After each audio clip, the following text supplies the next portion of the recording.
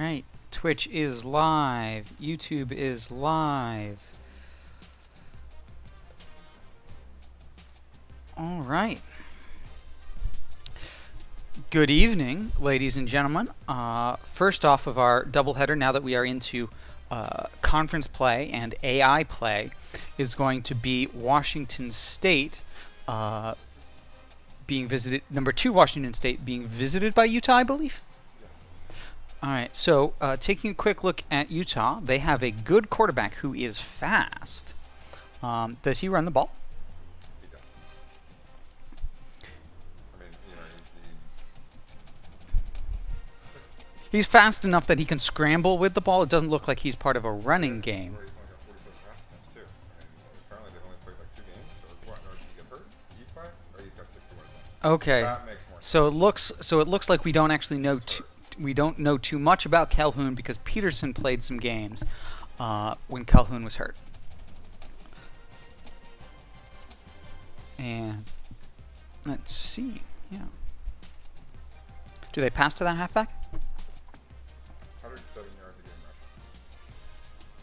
And receiving, we are looking at That much. not that much receiving. Okay, Wow. but he can run the ball.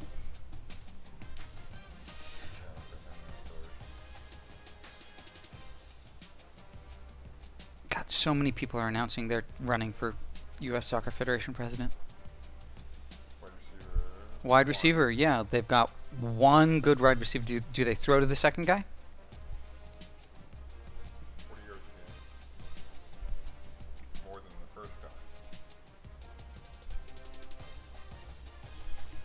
And the I think it's 19. tight end gets 19. It's really halfback oriented. Halfback oriented now. Left tackle, left guard. So they're left side of the line. Yeah, the left side of that line is vulnerable because you got two mid-70s guys right next to each other. Neither of them has backup.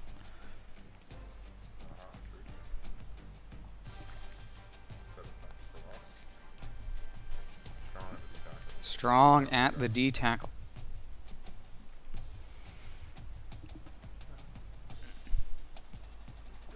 Yep, good there. And impact player, so an uneven set of linebackers.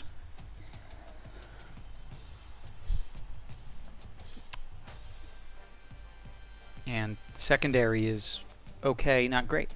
They've got some peaks and valleys, but they're all pretty close to like an 83, 84 average, which is going to be solid.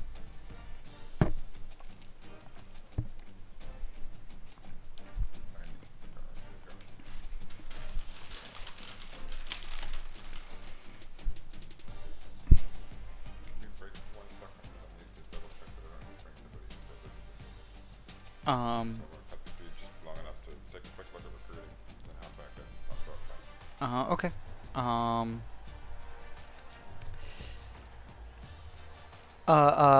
Sorry, Leon. I'll get back. 30 seconds. We'll get back to you in a second. I have to blank out the source for a second. Let me see if I can't.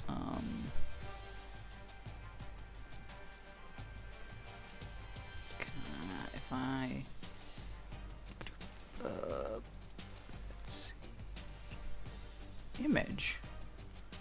Create new. Okay. Browse. Pictures.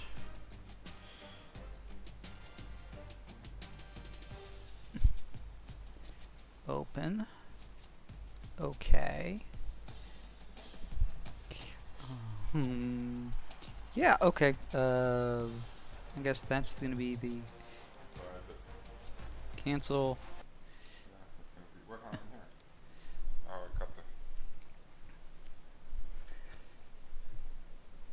Can you all right, so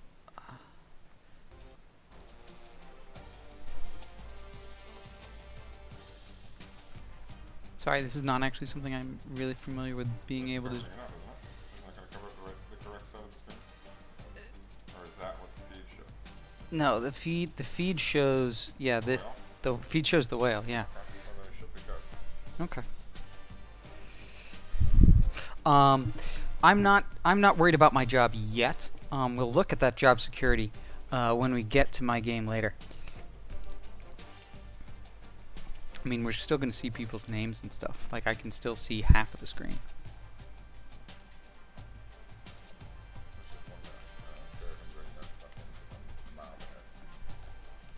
All right.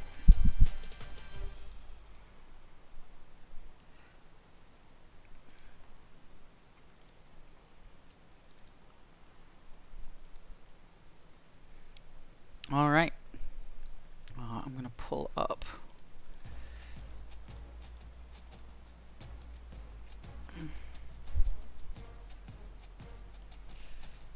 Just to make sure that our image looks right.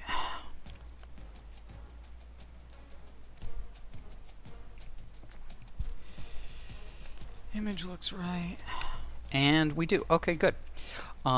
Yes, so one of the other undefeated teams, I believe it's Michigan, has taken the undefeated slot. Michigan, yes, Michigan took the undefeated slot. I think Ohio State's still undefeated as well. They lost. They haven't lost. We'll take a look. They lost.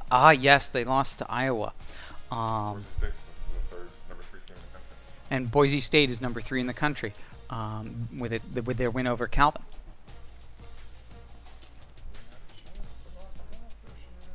We can see. We will see. Maybe I'll show you later. Maybe I won't because it's embarrassing to me. I am currently ranked number 45 at 2 and 3. But it's not so bad because then it's 1-1-1. Yeah. We'll take a look at that later. It's kind of funny for reasons that Coach Spectre knows that are amusing. So we'll take a look at that at a later date. But right now, let's get into Utah at Washington State in Pac-12 cross-divisional play. And oh good, they sliced my sandwich this time. I appreciate that. Sometimes they don't.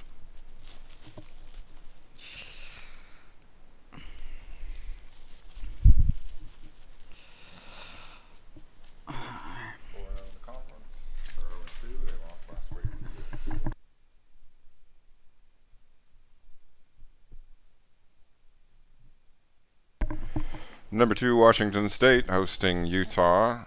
Washington State Cougars at 4-0 in the Pac-12 North Division. Utah coming out of the South at 0-2. Just played user Doc Jocular, who of course coaches the USC Trojans. And Doc Jocular rebounded from a 13-0 early deficit against the Utes. Their quarterback came out firing, and USC managed to come back and roll from that point on. So we're aware that Utah may jump on us, but we're hoping that number 1 ranked defense, number 1 ranked rushing defense, and number 4 ranked passing defense is going to be enough to save the day. Obviously, last week, 2-time Heisman Trophy winner Vincent Vega at quarterback was injured with a concussion 4 plays into the football game, and the defense took over to win that one. Vega will be looking for a personal rebound as Washington State hopes to get to the midseason point as one of the 3 remaining undefeated teams.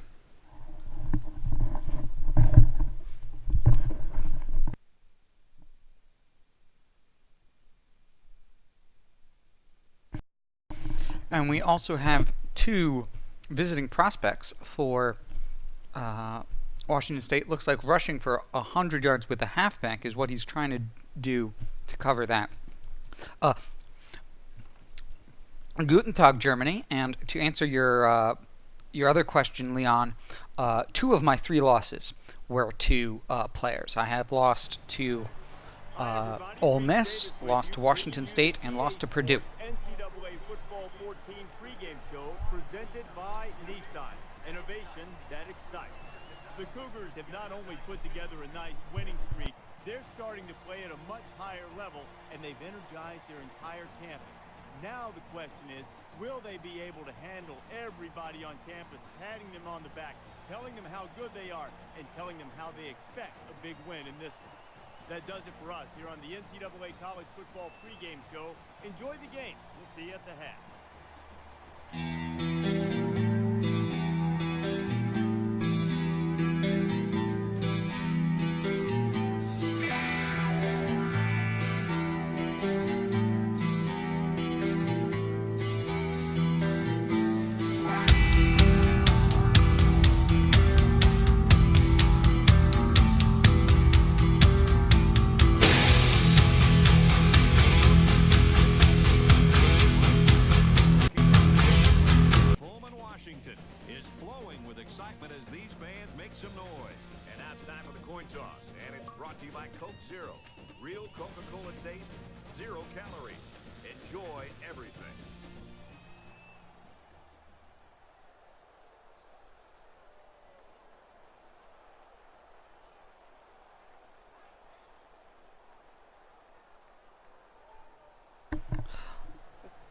That's very generous of you, Germany. I really do appreciate the offer, but I don't have anything set up to be able to handle that, unfortunately.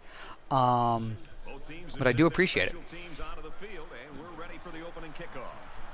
Nice kick, plenty of distance. As we see the kickoff. He's pushed out of bounds at the 25-yard line. Washington State's coaching staff, the fans, I think everybody's been waiting to see this kid play, and here he is. He's a star quarterback. He seems to bring everything to the table. The crowd, I think, senses he's ready to have a big day. And when your star quarterback feels good at playing at home and he gets off to a good start, some big things can happen for this offense. So let's see what the offense can do as they come out onto the field. They'll spread the field with 5 wide. Throws complete. He's got space to work. The middle slant with the block from the out route runner turns that into a first down for Jason Voorhees. We're really looking forward to watching this kid play. Really good blocking there from the guy running the sideline route, the out route.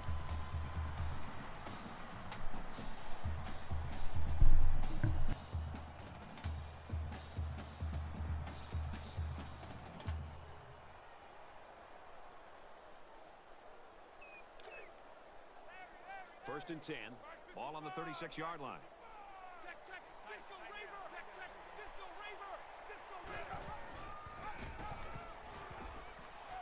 Brought down after a nice run up the middle. And that excellent block. I'm sorry. Broken tackle there. Sorry. I like to use the right. Talking about quarterbacks, though. Yeah. I like to use the right vocabulary. That excellent excellent broken tackle there from the quarterback turns that from a no gain into a solid gain. Germany, why don't you take whatever you were thinking you might throw our way and put that in your beer money? 5 wide receivers. I know Germany's got plenty of nice beer to have. Slides down to the ground. That was a great decision to take off. He saw a little bit of room open up, and he knew he could get the first.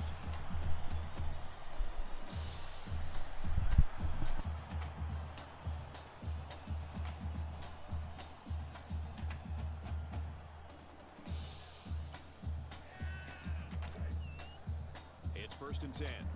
Ball on the 50-yard line.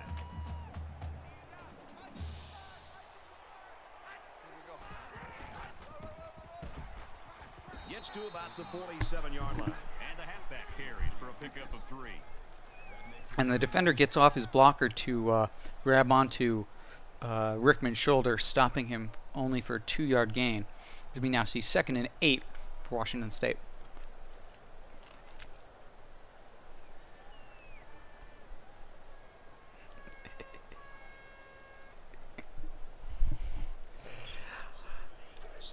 I think it's a matter of market share, Germany. This is a niche game.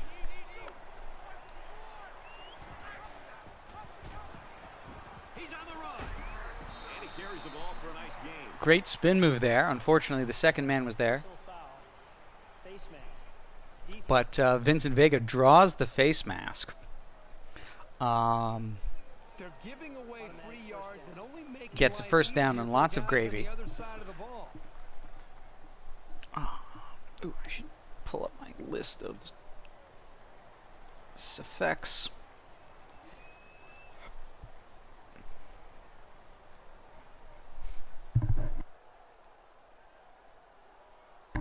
You good? From the 27-yard line. Indeed, that is exactly why we do it, Leon. We do it for the love of the game, and for our friends who we know enjoy it as well. The other members of the league, and Leon, and Germany, and the likes of the few of you who show up on a regular basis.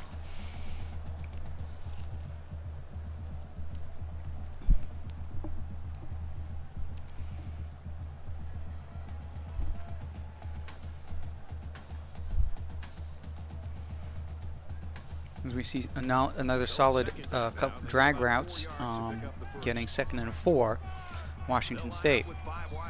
See 3 down linemen from the Utah defense. And everybody is well covered, and Vincent Vega does not get the ball off 8-yard sack for 3rd and 13. But getting hit like that, those linemen better pick that quarterback up and start doing a better job of taking care of him. Do you mean the toss as in like the running play, like a halfback toss? Is that what you mean, Germany? And this is the 8th play of the drive.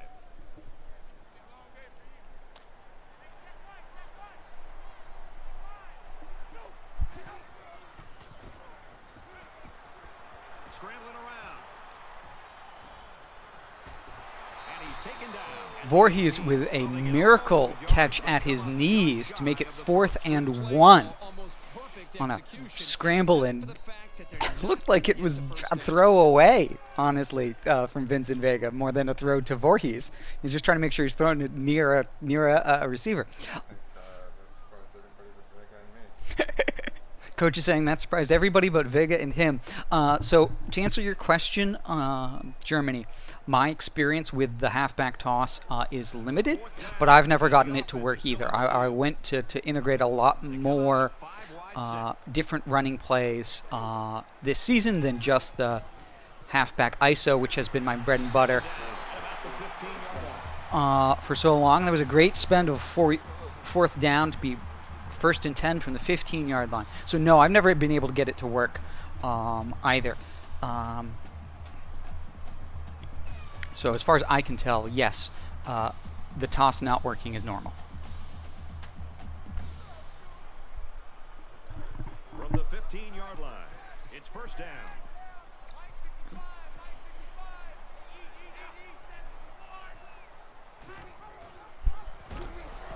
And down he goes at the 18-yard line. And yeah, the miss on the read there means that Rickman is tackled for a loss of 3 on the triple option from Washington State out of the shotgun split.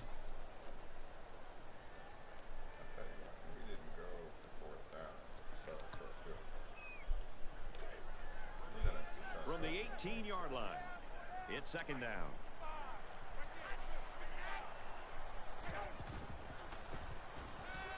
He scrambled. Now he's going to run and watch out. Out of bounds at the 8-yard line. Good game there on the quarterback scramble. A fantastic scramble when he could scramble for more yards than he thought that the halfback angle pass was going to get. Just took it upfield for himself.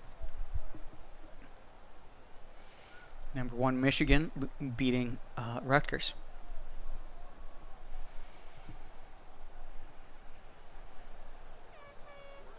Ooh, Vanderbilt lost. There are 5 wide receivers split out. The quarterback in the gun. And he's tackled at about the 3-yard line. And Voorhees there on the drag route once again for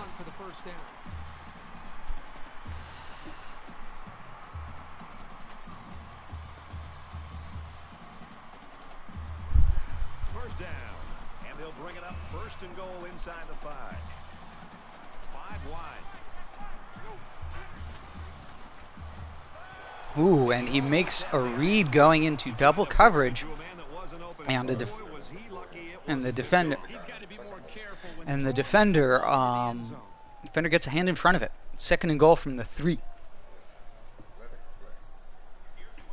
Here's play number 14 of this drive.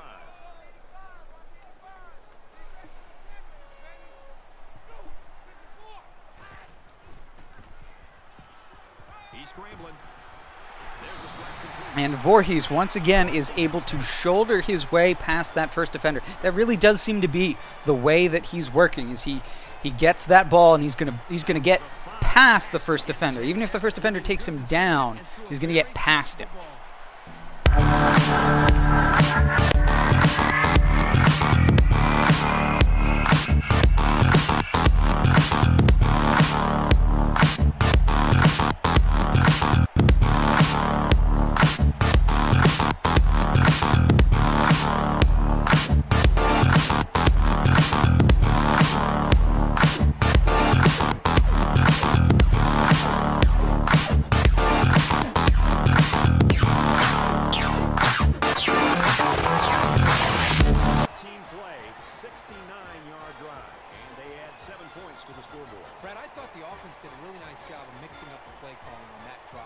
defense was on its heels most of the drive because of the versatility of the offense.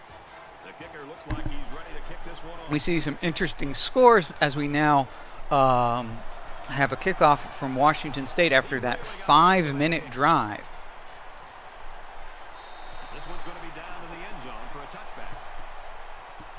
From Washington State, number 5 Oklahoma over number 6 Texas. Tennessee over California.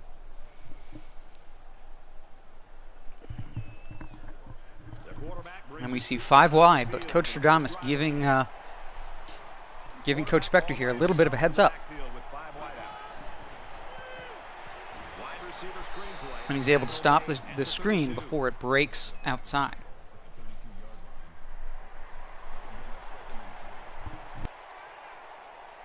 They come out in an empty backfield.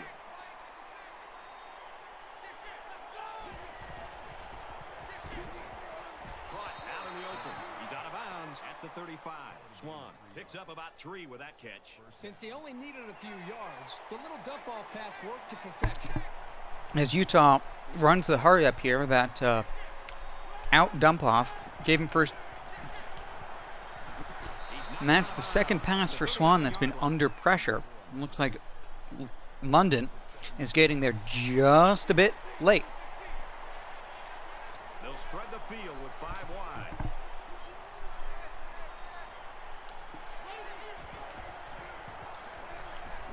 As we see London once again up on the line of scrimmage, getting in clean, but Utah's Robert Swan getting that ball out fast enough. You can tell Washington State wants that sack badly.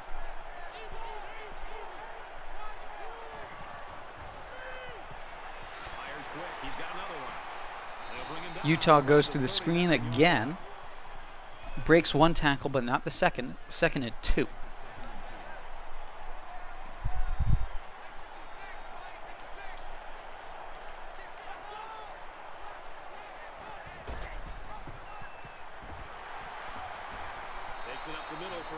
And this time Swan is able to take it 4 yards himself to get the first down on Washington State's 35-yard line.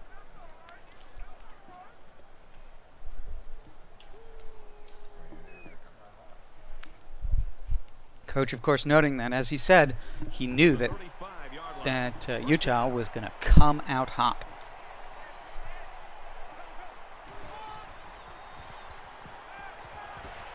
Got hit and still he's at the 20.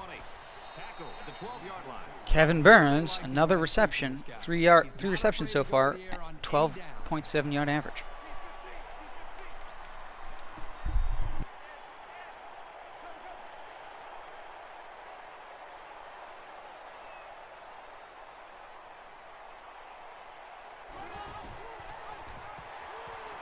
They'll bring him down for a loss on the play.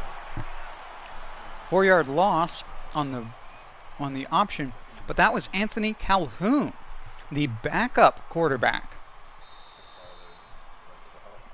The backup quarterback for Utah. We'll see if he comes back. Number 19 Cincinnati lost. We still, after the quarter, have the starting quarterback for Utah is out. And good team tackling there gets the tackle for loss, as it is the 3rd and 4th man who take him down.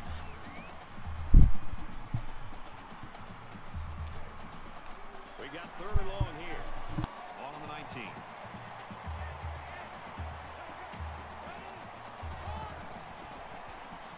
And he's going to be sacked for And that is a 4-point sack for Washington State. Another one bites the dust. Another one bites the dust.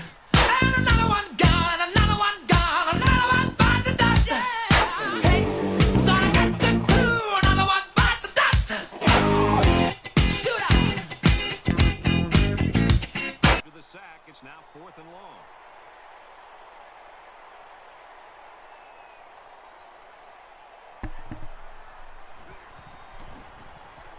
Kicks away, and he hooked it left.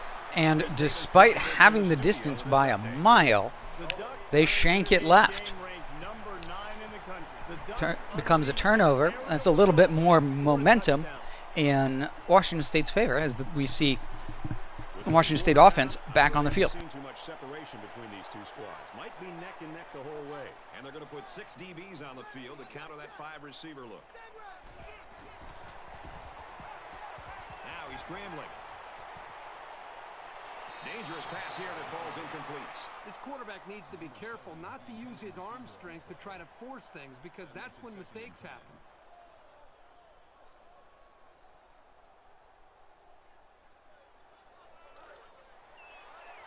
Second down and 10 to go. Ball on their own 27. Washington State up 7 points. Halfback's got it on the quick throw. And he's level at the 32-yard line. Eric Estrada this time on the drag route for 5 yards. Right next to a defender, but with the defender entirely on the wrong side of him to get near that pass. And flat-foot. Strike to his receiver, no good. But he must have hurried there because his receiver was wide open. There was no need to rush that one at all. It's a game of inches, and looks like they were just outside on that 3rd and 5. Back to return it. Just out of bounds.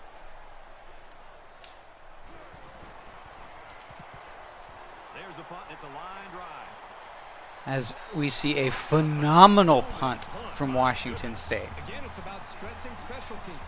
That is why a lot of head coaches usually run these units. It's because field position is just so important in the game. Still number 15, the backup quarterback for Utah. You can't afford to waste possessions.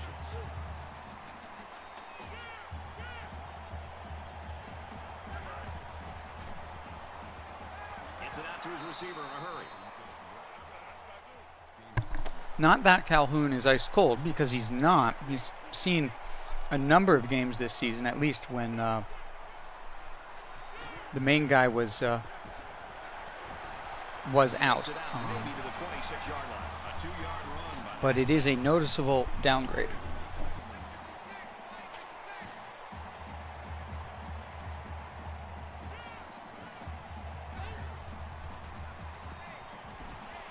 fires it out.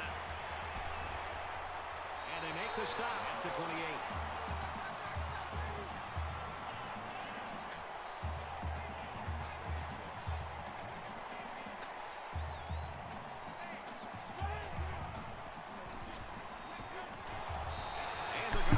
And Jack London real close to the interception there. Now their punt returner will get a chance to make something happen.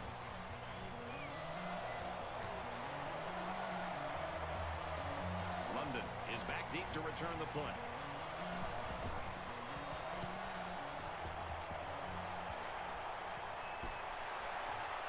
London fields it at the 35, and he's taken down at the 34-yard line.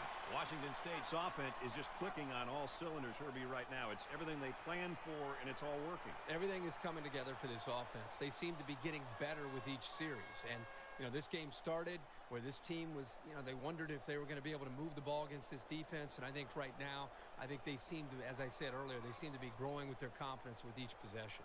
Momentum swings have been fairly even.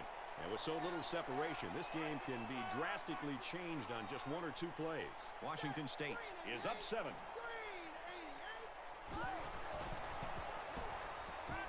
He's going to try and scramble. Throwing right. And they couldn't hook up on that one. And that one might as well have been a jump ball. Could have been anyone's. Quarterback, he had no shot at completing it.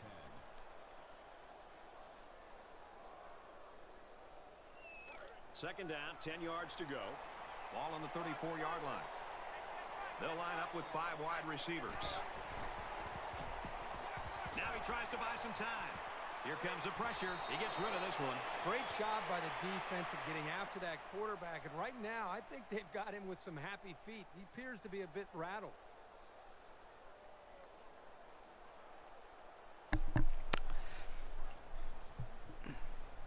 Couple of close calls there. Let's see what Washington State does on this 3rd and 10.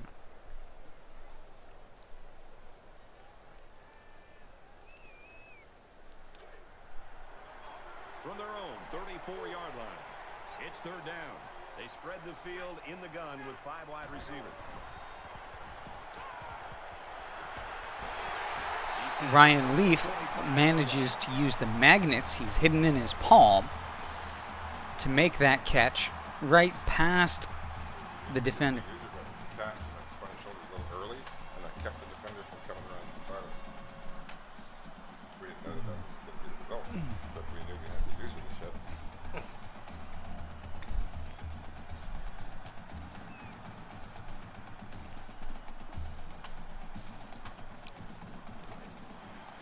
We've got a 1st and 10.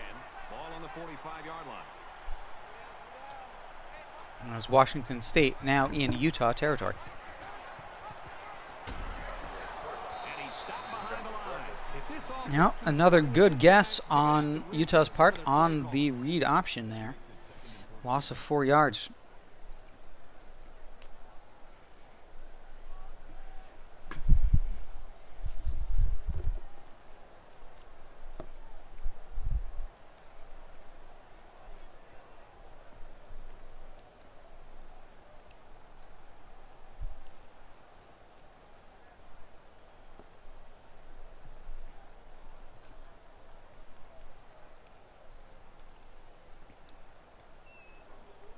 from the 49-yard line. 2nd down. Washington State is up by a touchdown. Quick pass. An excellent job there by Ryan Leaf to run around his defender. Turn that into a good chunk of yards.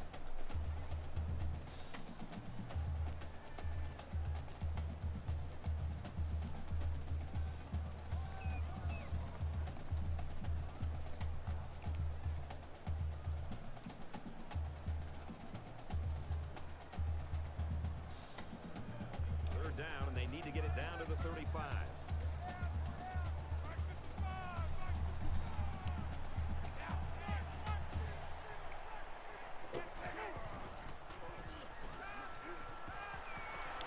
Quick throw. He's taken down. Another long pass to Ryan Leaf running to the far side of the field, the far post. That was a good play.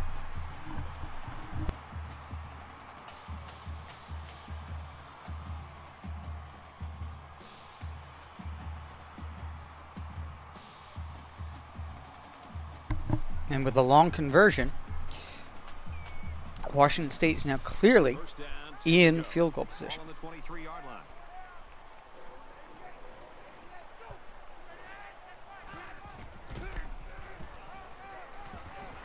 He gets out to about the 20. Vincent Vega with another run, only for 1 yard this time as he gets held up in traffic.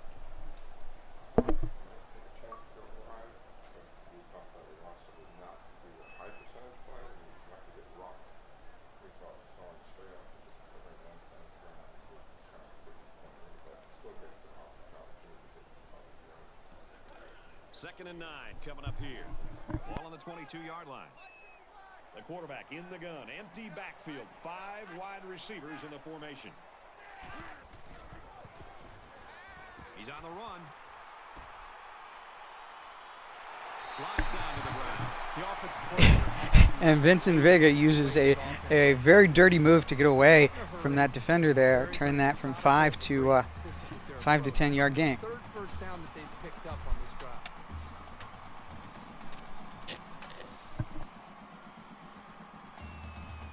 This is the 9th play of this drive.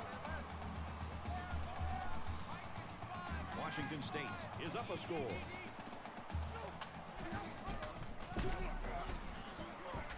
Brought down after a nice run up the middle. As we see Pauly Shore's first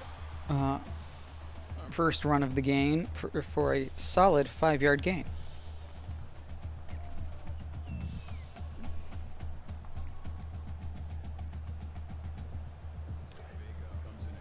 It's 2nd and 5 here.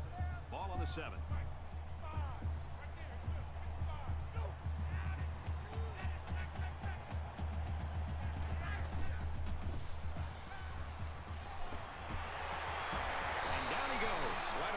32-yard line. Voorhees, once again, great job falling forward to make it 3rd and 1.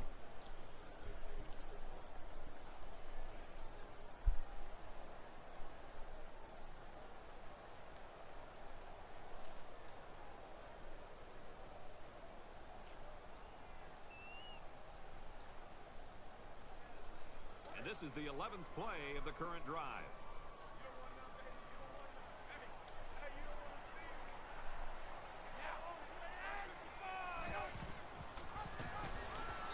And Holly Shore runs in the 2-yard touchdown.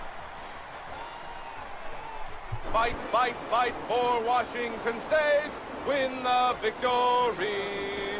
Win the day for Crimson and Gray. Best in the West, we know you'll all do your best. So on, fight till the end. Honor and glory you must win. So fight, fight, fight for Washington State and victory. And with 13 seconds before halftime, Washington State is up 2 scores and has shut out Utah so far, in part thanks to excellent defense on the one hand and a shanked field goal attempt from makeable distance on the other.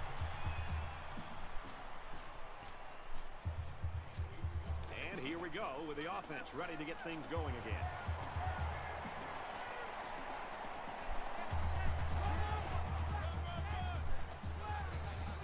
He makes his way out to about the 35. Utah runs the ball, but they get first down, so they call a timeout. This is you see AI do this quite frequently.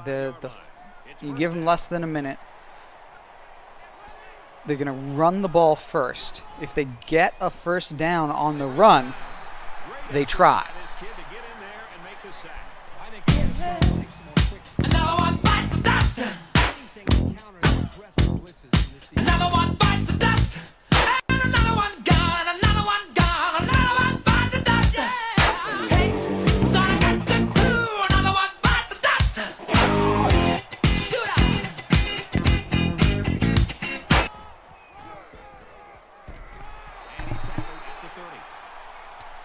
And on second down at a long distance, 5 seconds, Utah decides to run the ball and end the half.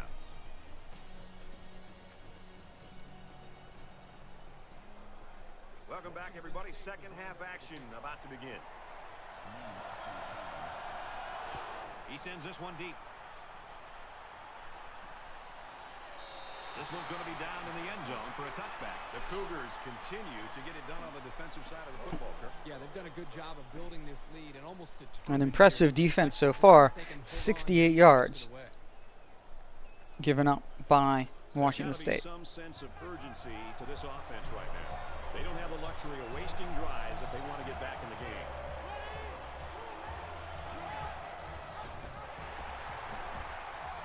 As the Washington State defenders make the correct read on the handoff and sack the running back hard for a loss of 3. And now we continue to see, in the second half, we continue to see the backup quarterback for Utah 22-yard line. It's second down. as they bring 5 wide receivers onto the field. In the gun, 5 wide receivers. Tries to fit it in there, and it'll be intercepted. Jack Kerouac jumps the route, gets the pick from Calhoun. He eyed his receiver the whole way. That was an easy read by the defense.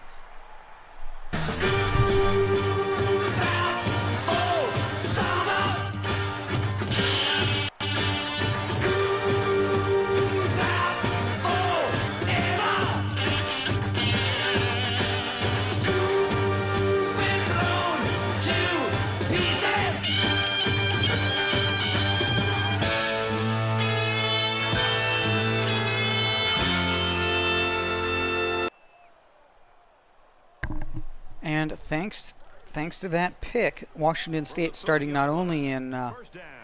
Utah territory, but pretty much within field goal range. Looks middle, got his back. And now Alan Rickman says we're definitely in field goal range now That is a great with a example of 9-yard reception. field and best chance of making a catch.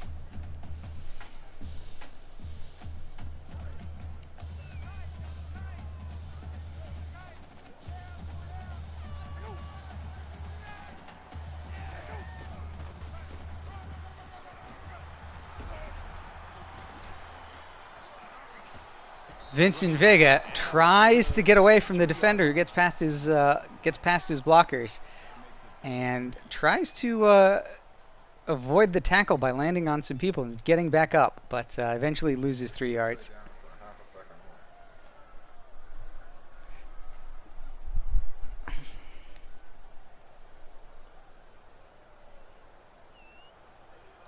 They need about 3 yards to get the first down here on 3rd down.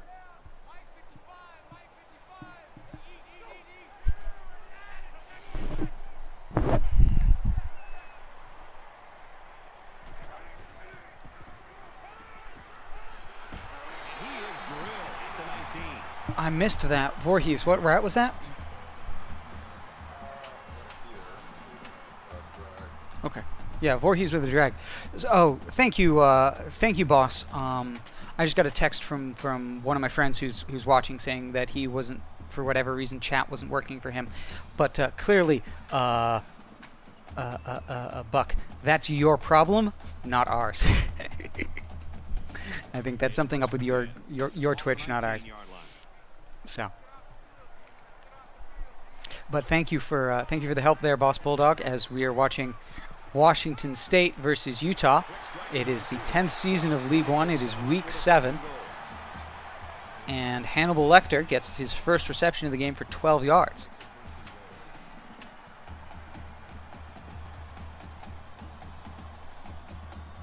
Another country heard from. Yes, thank you, Leon. We can confirm that it's not my fault. It's Buck's. Well, we're glad you found us, boss. As that gets lasered into Jason Voorhees' hands right as he hits the defender.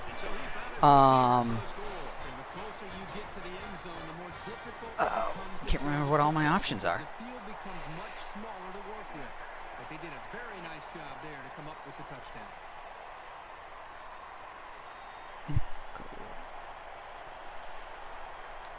By the power of Grayskull.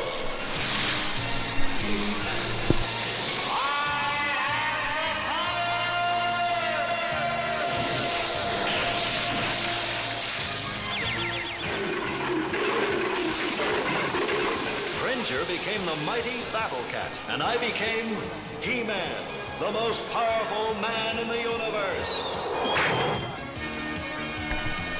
Only 3 others share this secret. So, before I was so rudely interrupted by by Washington State scoring an excellent touchdown, I was saying, boss, you're watching my friend Coach Spectre play. I'm Coach Ninja, providing the commentary. We do a doubleheader on a fairly weekly basis. Sometimes, if one of us has a bye, we'll only do one game. But we stream on Friday nights, so if you follow us, you'll get an alert, and you'll come and we'll be around again in the future. As you might be able to tell from the title, this is a dynasty game.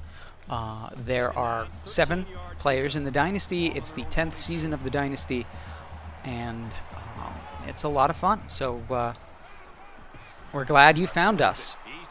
As he breaks a defender for a long game, but gets hit out of bounds. 63-yard game there for Kevin Burns. As Washington State decides they need to call a timeout there. As we still have number 15, the backup quarterback, in for Utah.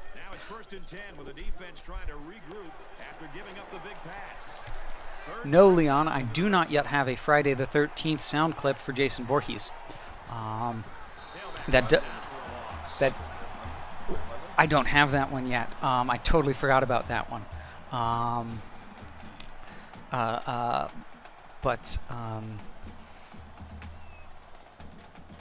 What year is Jason? Is he a senior? Jason Voorhees? Yeah, Jason Voorhees. He is a senior. Jason Voorhees is a senior. From the 17-yard line. It's second down. So, He's a pretty good possession receiver, right? yeah, no, he's a good possession. He's a good possession receiver, good in the slot. So I'll see about not only. Yeah, yeah. They both get yak. Voorhees gets yards after tackle. Leaf gets yards after catch. As the dump off to the flat goes for 0 yardage. Loss of a yard. Really, they just had nowhere to go after the catch. As we now see another much shorter field goal here for Utah. This should be an easy field goal.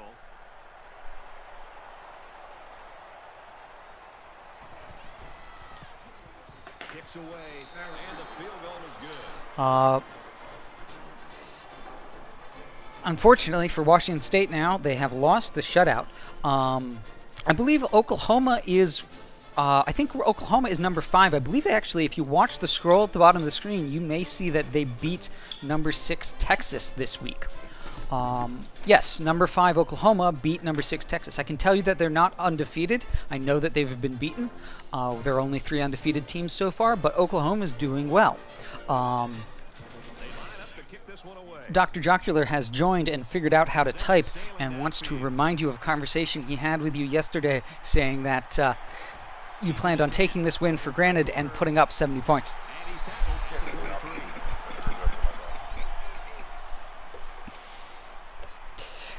Doc, he appreciates the reminder. They did a great job on their last drive, moving the ball down the field for a touchdown. Yes, indeed, that's worth noting. There are 2 users who will be competing with Oklahoma in the Big 12. It's going to make things interesting.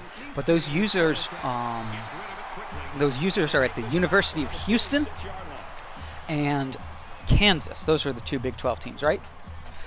Yes. They're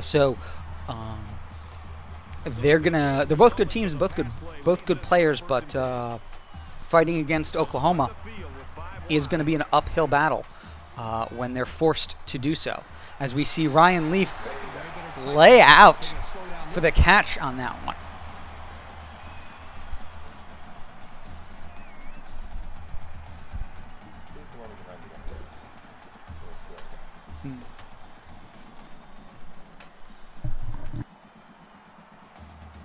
From the 18-yard line.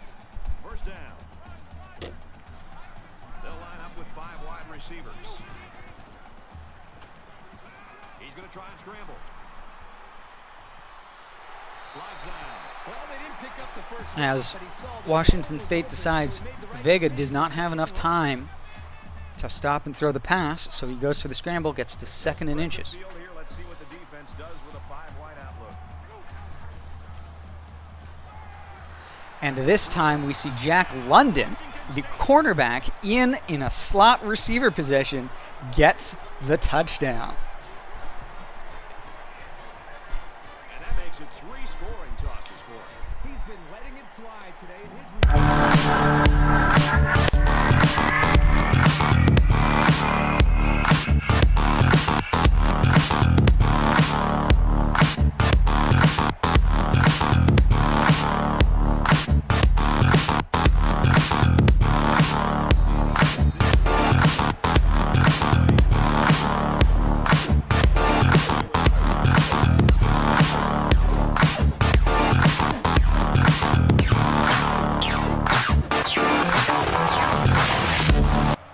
He kicks it off, and he got all of that one. This one's going to be down in the end zone for a touchback. There, yeah, great job there from Jack London. Get a touchdown. He's a little tired. He's a little tired now. Not a whole lot's been working for And them, so they should just come out and play loose and easy because they've got nothing to lose. So, boss, on that score, we're in the middle of a season. But the thing I will say is both the subreddit for NCAA 14 and The offense was pretty successful and yeah, r/NCAA FB series and the one just for NCAA 14, both have a lot of people that organize online dynasties, as does OperationSports.com. It's a great forum that you can go on and find people doing dynasties. We play on 360, but there's lots of people who play on the PlayStation and instead. So, yeah. Second and 10. Well, it's around. It's on eBay and it's at GameStop. It's no longer possible to buy digitally, but you can definitely find copies.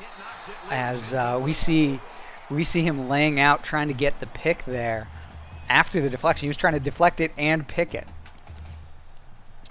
Yeah, so that's the thing I'd say, boss, is the game is out there. You just got to look for it. I would start at GameStop and I'd start on eBay. As we now see 3rd and 10, and it gets knocked out of the receiver's hands, even though that reception wasn't going to go for much gain. So we now see a punt. The play was very well defended, and now the incompletion will force the 4th down and a punt. Leon is correct. You do need a 360. It is not backwards compatible.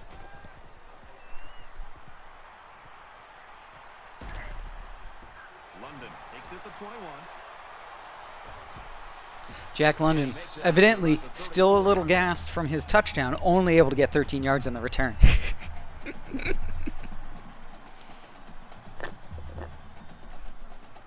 time out, they were able to pick up big chunks of yards through the air. Thank you for the addendum, Leon. Same strategy, or A useful note. lean a little bit more on their ground game. Decides to tuck it in. Vincent Vega with the casual 5-yard rush.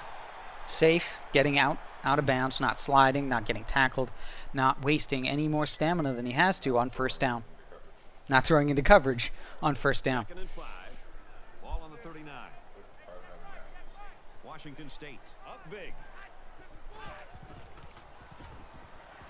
As this time we see Leaf in the slot. Taken down at the 50. Another drag route reception to whomever happens to be playing the slot that play. Gets 1st down and then some for Washington State. Defense goes with the extra defensive backs as the offense comes up 5 wide. And he hits it. And this time Voorhees gets the long pass over the middle out of the 4 verticals.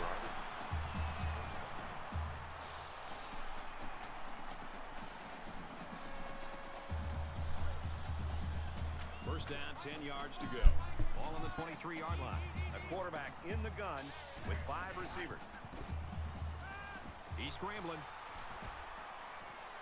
Throws it in a hurry. And down he goes. And this time we see Vincent Vega scramble right, preserve the play until Ernst Blofeld breaks the defender and then gets the pass in. Great job of running to extend the play and waiting till that shallow receiver was going to break that coverage.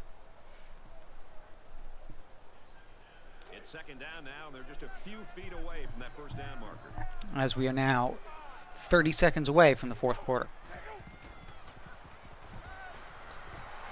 As we see Pauly Shore get hit for a 5-yard reception on the halfback angle.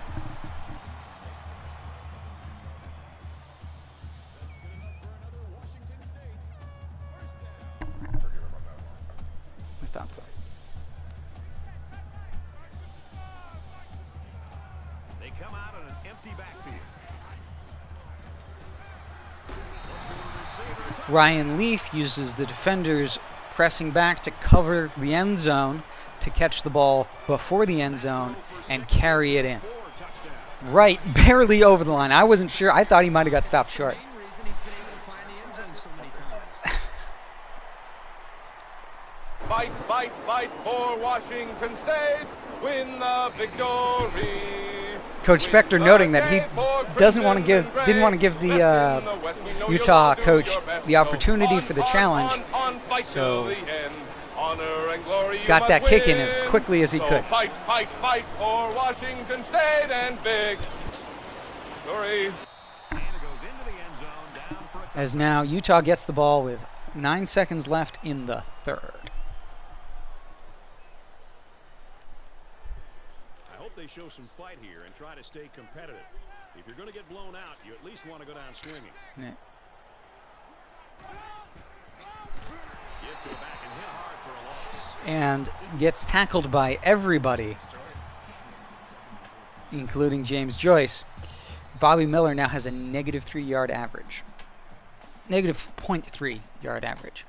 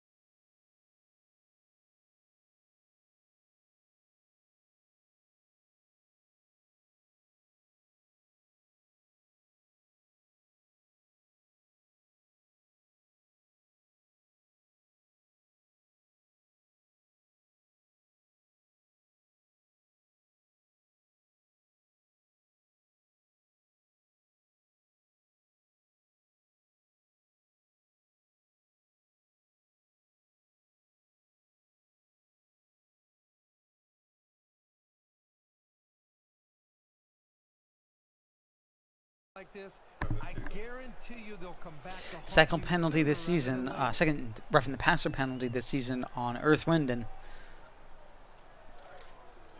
First and 10. Ball number 46. The whole point. Earth Winden, fire. He got a hand on it, but it's incomplete. Incomplete there by Anthony Calhoun.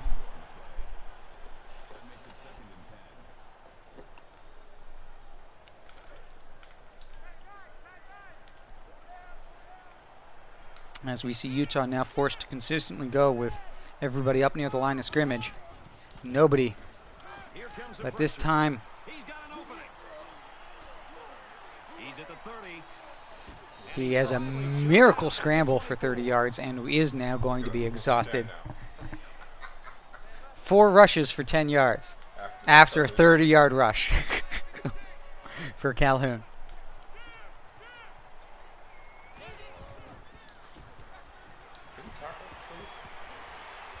He gets hit out of bounds. Around the 16-yard First line. tackle's broken, but the second tackle gets play like that, I wouldn't gets be him out of too bounds to keep it to surprised if second they and get to the 1. end again. Washington State's going to have to use their second time out of the half. Short yardage situation here. It's second down and 1.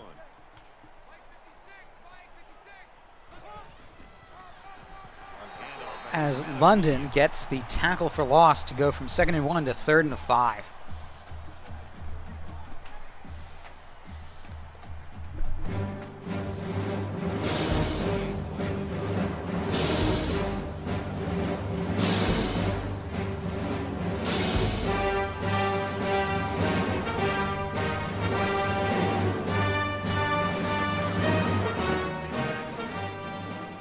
That's good for a gain of 8 yards.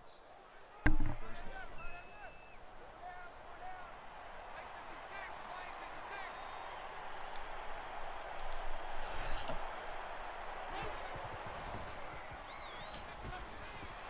I'm pretty sure they won't win it, but they haven't quit yet.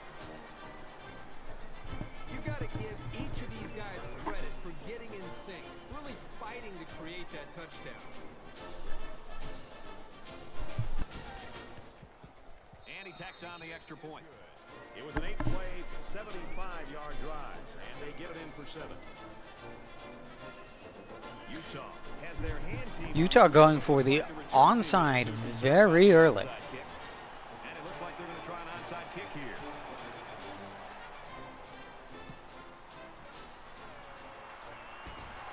And down he goes, the 42-yard line.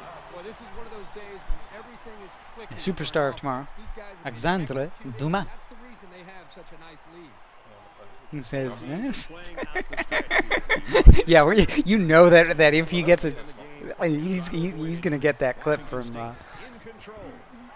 As Vincent Vega's flushed out of the pocket and has to throw it away. Well, I love the toughness here by this quarterback of sitting in until the last second, trying to make a play downfield, only to have this defense get to him. He's got to do a better job maybe feeling things out a little bit, but at least he has the awareness and a toughness to sit in that pocket. In the shotgun and 5 wideouts. They hook up over the middle. Huge gain, and that sets him up. Jason Voorhees with a fantastic 35-yard reception there.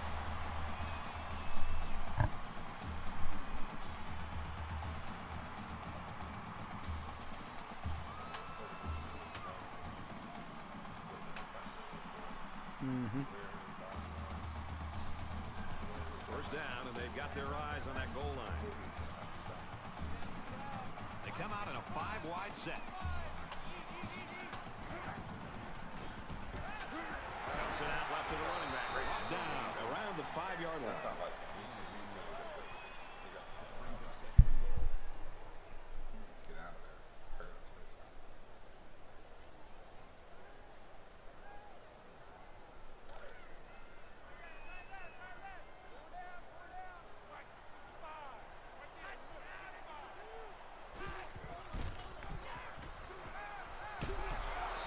Even though they didn't sack him, the pressure was still enough to force a bad pass. If you can get in there and disrupt the pocket, then the quarterback is going to have a tougher time getting the ball to his playmakers.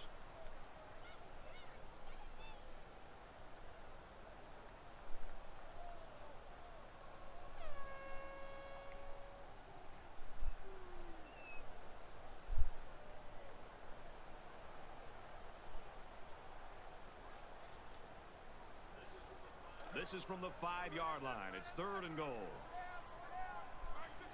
Washington State looking to add to this big lead here. Quick strike to the back. As the ball is Quarterback has got to do a punched better out of job Paulie Shore's hand, makes it 4th and goal from the 5. receivers some room to improvise and get free. He gets it up, and it's good. Fight, fight, fight for Washington State. Win the victory. Win the day for Crimson and Gray. Best in the West, we know you'll all do your best. So on, fight till the end. Honor and glory you must win. So fight, fight, fight for Washington State and victory.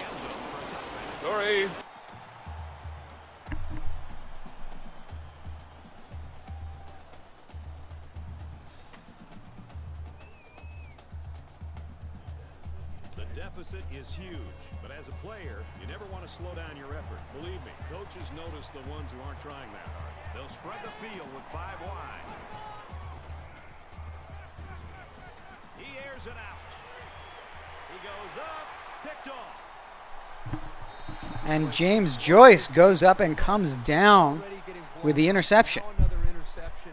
Can you imagine that walk over the sideline for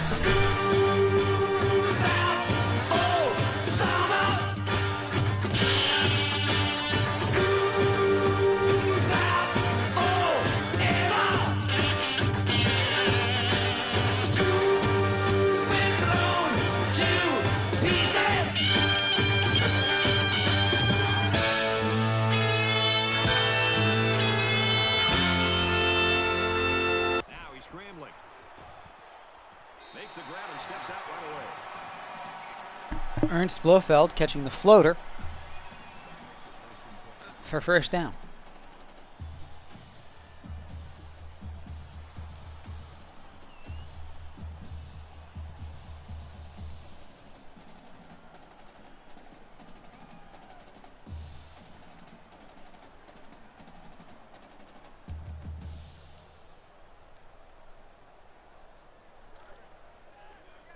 We've got a 1st and 10.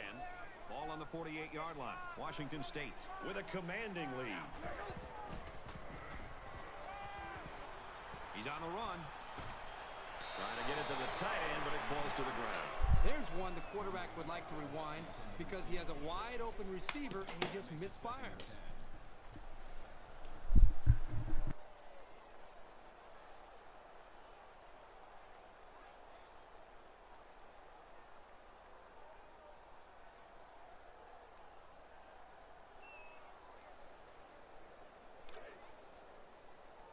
Second down, 10 yards to go. Ball on the 48. So an empty backfield with 5 wide receivers.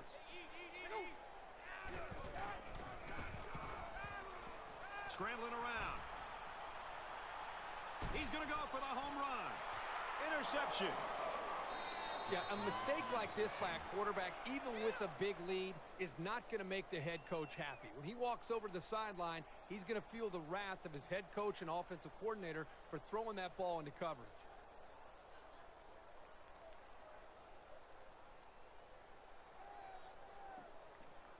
First down. Got him.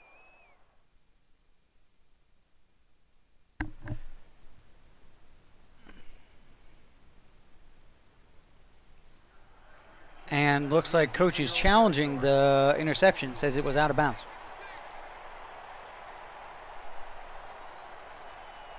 Now, unfortunately, the rendering on this game can be a little bit iffy on the sidelines. So it looks out of bounds. The game doesn't always go by what it looks like. So the call on the field stands. And the ball and the ruling on the field has stood for the interception. I guess the best way to put it is the game does not always accurately render what it has in its digital mind. Brought down after a nice run up the middle. That makes it 2nd and 6.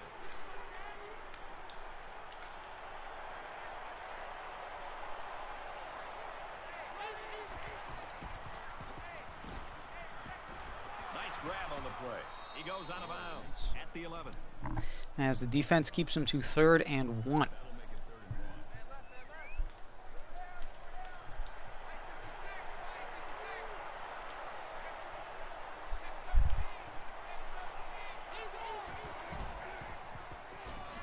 and 1. And they make the stop at the 12-yard line. First down.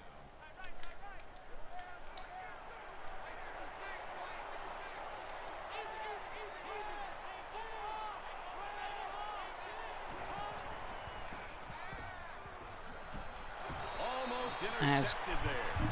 Carrack there with his hand on it, real close to a second pick.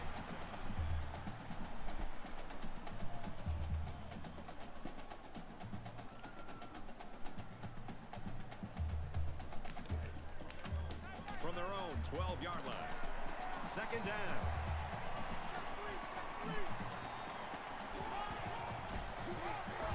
And this time there's a tackle for loss, making it 3rd and 12.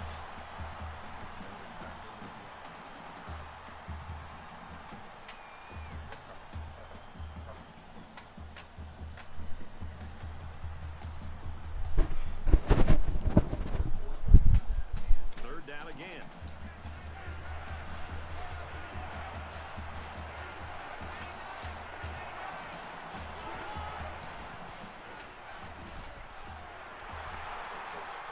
Tackle made at the 19-yard The reception is made, but stopped short of the first down line. It is now 4th and 3, and it looks like the 19-yard line. Looks like Utah's going to punt here with 2 minutes and 45 seconds left to go.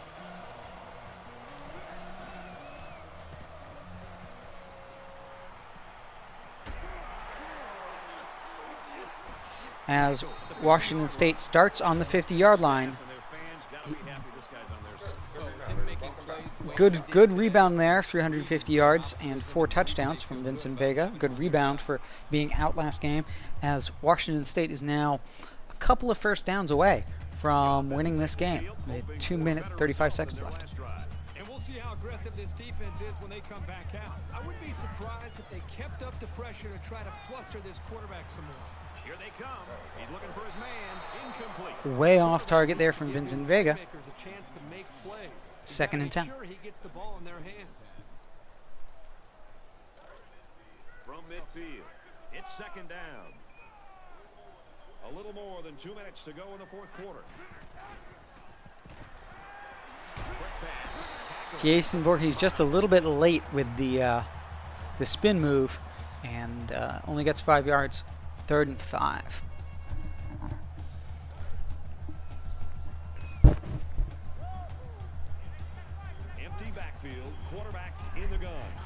wide receivers.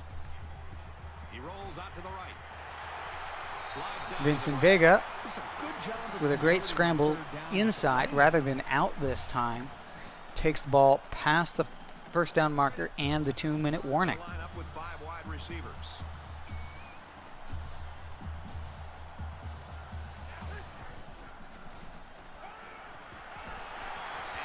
And without early coverage on Ernst Blofeld, That was a very good passing play to get the an ball down. easy first down and more It's first down, and they'll be looking for as the 6 clock points here. spins now in the red zone for Washington State.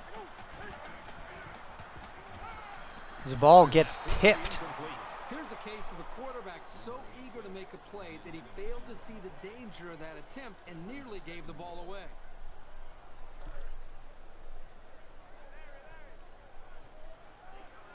They come out in an empty backfield.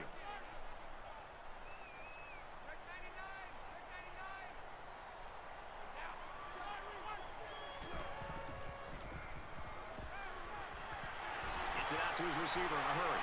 He's tackled just outside the goal line.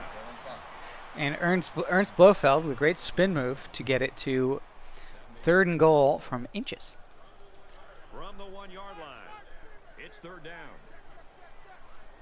5 wide.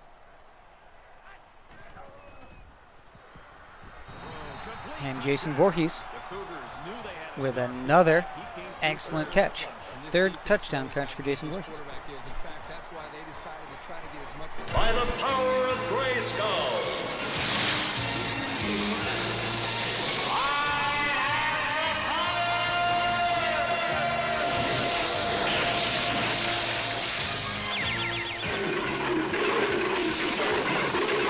Cringer became the mighty Battle Cat, and I became He-Man, the most powerful man in the universe. Only 3 others share this secret. for a touchback. As we now see what Well, late in the Utah can do with 1:18 seconds and 3 timeouts. here like these two teams do. Just over a minute in the fourth quarter. As he is hit while he's throwing. You know, at that point, I think, Brad, the quarterback's just better off just taking a sack. You have to be very careful as you're feeling pressure to throw the ball, just to throw the ball. If you So feel like we you're are not now gonna be able to make a play and the just defense over a got you, minute just left give in the up on game. that play and get ready Utah for the is next down. attempting to see what they can do Second and 10. on the way down. But overall, an excellent game both on offense and defense for Washington State. He might have a chance. And He's taken down. Around coming up 50-yard after line. the second of our doubleheader is Penn State, myself, Coach Ninja, playing at Nebraska. As usual, we're going to take a 5-minute intermission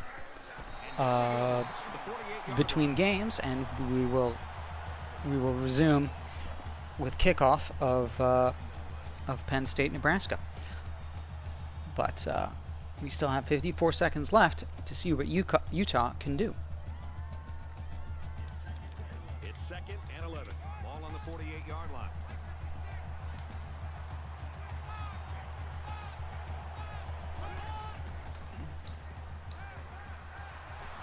And he's hit before he can go anywhere.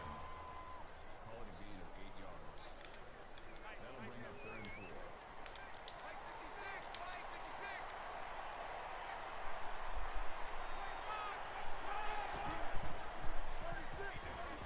He's in trouble. Fires out quickly to the tailback.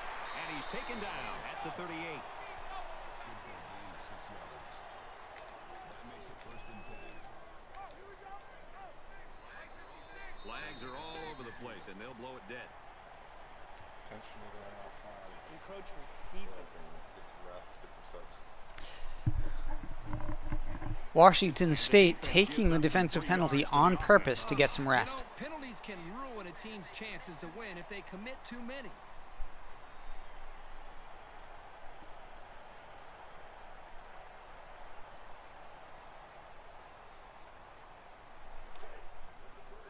From the 33-yard line. First down.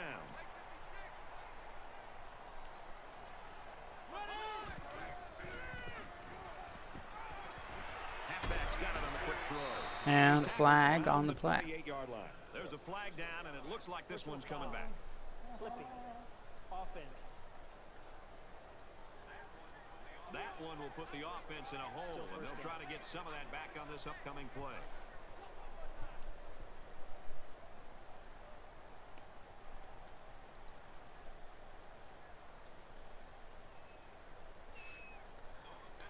So the penalty makes it 1st and 15.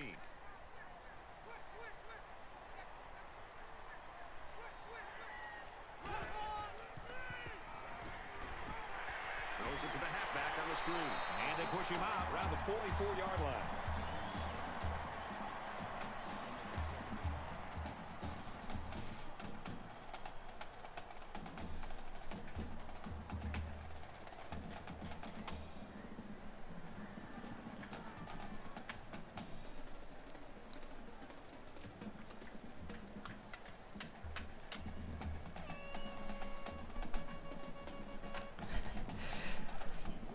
Yes, unfortunately, no 70 points. 13 seconds left. Vega is definitely back in the game, as we see. He's under pressure. Catches it. And 4 seconds. 26-yard line. Clock is running.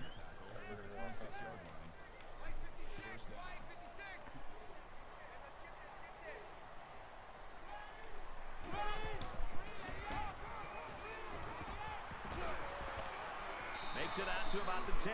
Defense looked like it jumped early there. Offside. Defense.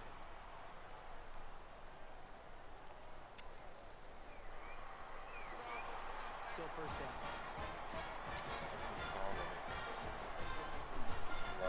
Yep.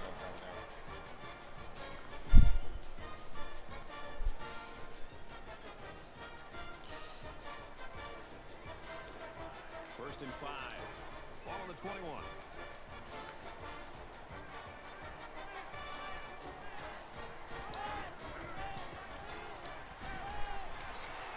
Throws it in a hurry. Well, they're not going And to, but they're still they give up the touchdown on an untimed down. I am sure that that Washington State is unhappy about that.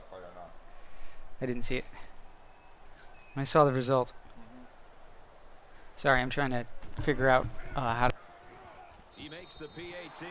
not during a stream.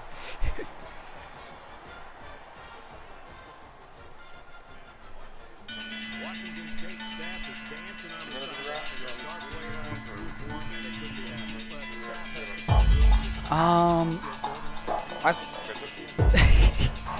This game? Yes. So,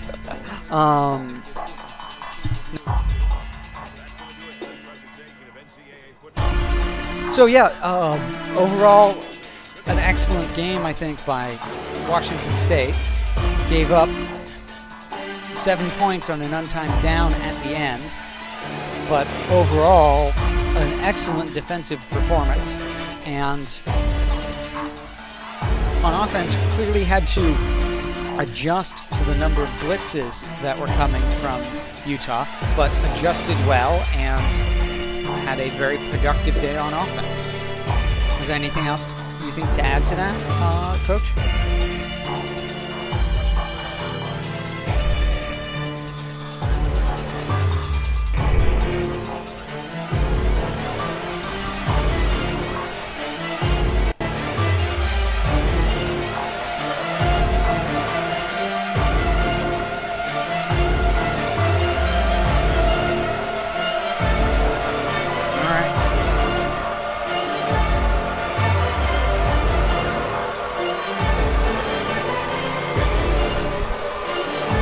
All right, well, yeah, Coach saying that after he was a couple of scores ahead, really wanted to make sure that he did all he could to exploit the defense to pad Vega's stance to get him back in the Heisman race after being out 3/4 of last game.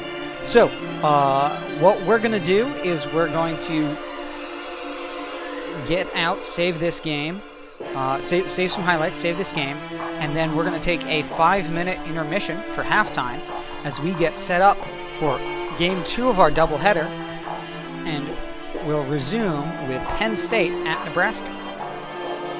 Thank you for joining us. We will be back shortly.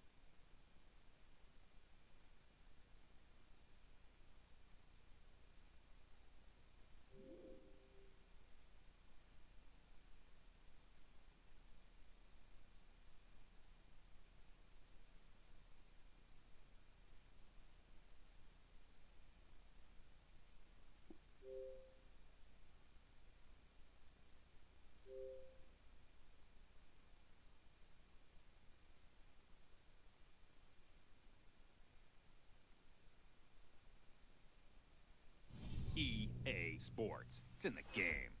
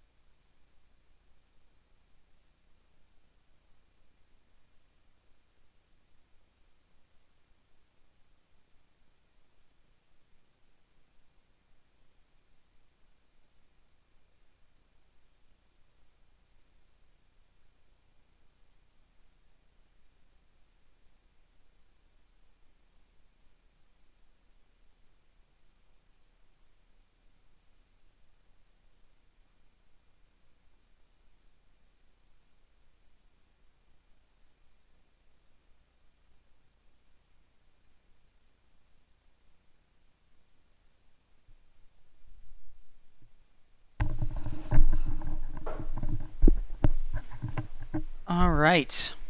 And we are back and getting ready to play. Take a quick look at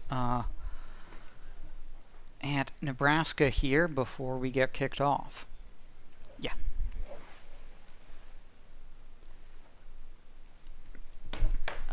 You're standing on this.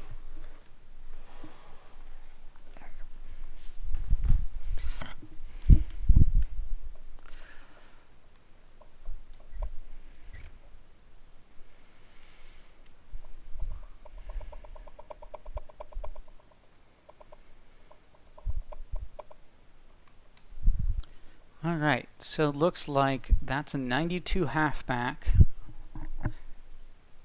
and a 75 wide receiver that are going to be out. Fortunately or unfortunately, Mr. Bowman is going to play. But Archie and Scales will not.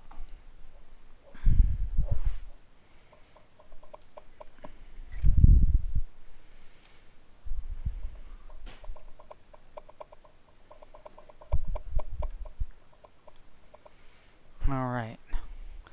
Mr. Crosby here, Khalif Crosby, fast. And 200 yards a game, 55 yards rushing a game. He moves. All right, so it was Archie that's out, so Stevens is in. He gets 80 yards and 20 receiving. No fullback. All right, so this guy gets 130 yards. Scales is injured, got 13 yards a game. None of these guys get. It's Jackson. Well, is it Jackson? I mean, it's Jackson and Brew, but even at 50 yards, he's less than half. So I think I key on Jackson the entire game and be totally okay. What? And be okay when they go to Brewer. Left tackle, 89, 86, 84, 89, 91.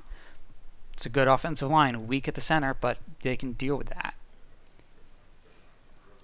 88 and 87 ends, 93 and 81. Yeah, great front four.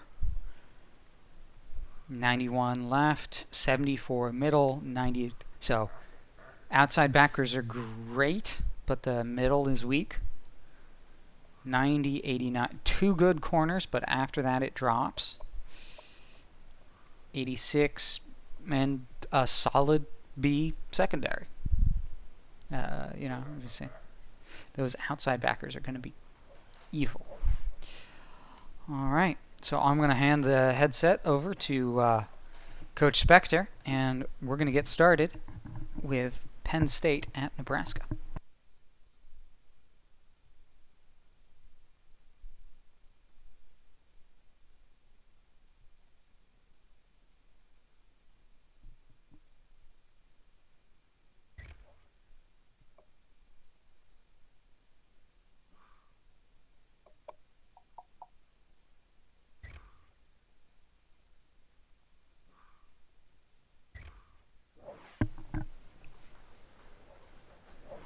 Good afternoon, ladies and gentlemen. We're going to come to you live from Lincoln, Nebraska, the home of the Sea of Red, where 80,000 rabid Nebraska fans will be cheering on the ranked Nebraska Cornhuskers as they host a Penn State team that, if you recall, has had 3 losses this year, 2 in user games, tight contests, and in addition, has had a loss against a well-ranked Ole Miss team. This will be a test for them on the road, coming off the loss on the road at Purdue last week. The Sea of Red is the 3rd largest city in Nebraska today. Every home game for the Cornhuskers, the stadium becomes the 3rd largest city in a state that holds, how many electoral votes? 5 There is immense conference pride in the Big Ten. No conference I can think of has I've been to Lincoln on game day. trophies, whether it's Paul Bunyan's act, We were in a hotel, Brown jug, and the game was being broadcast in the hallways of the hotel. We got into the elevator, and the game was on in the elevator. We got out of the elevator, we went across the street, we found a deli where there was only one person there behind the counter with his back turned to the register watching the Nebraska Cornhuskers on TV. We asked to make an order and got the 1 minute sign on the hand. He turned around eventually. In the Cornhusker State, Nebraska, this game will be played on the turf of Memorial Stadium. You see a pocket there in the southwest corner of Penn State fans. They've got about a full section there with a little bit of sprinkling of white throughout the rest of the sea of red. Coach Ninja coming in with a stacked offense that has underperformed recently, not met expectations. Penn State has high expectations, as they should.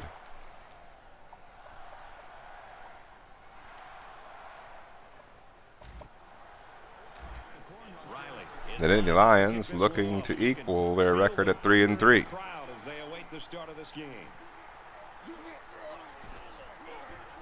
Hawkins with a nice move out to the outside. He's over the 50, inside the 30. Gonna break the tackle and take the opening kickoff for the touchdown. Penn State Nittany Lions couldn't ask for a better start today. An incredible return. What a way to start the day.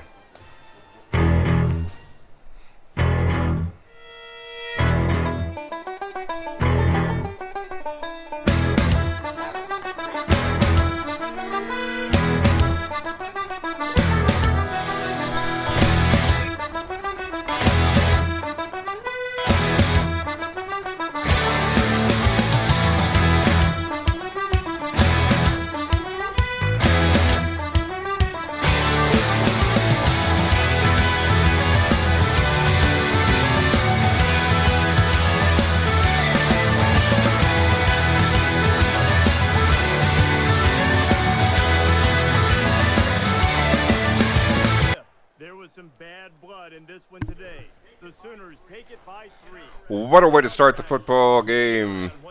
Penn State runs the opening kickoff back for a touchdown. Doesn't get much more exciting. I'll tell you what is exciting, though. In about an hour and a half, no, not even, in about an hour and 8 minutes, we're going to be across midnight. It's going to be the 1 year anniversary of Coach Jocular and his wonderful wife, Erin. We want to send a shout out there from League1. She is a special individual to put up with Doc Jocular. He has won the lottery and run back his own kickoff. And it goes into the end zone, down for a touchback.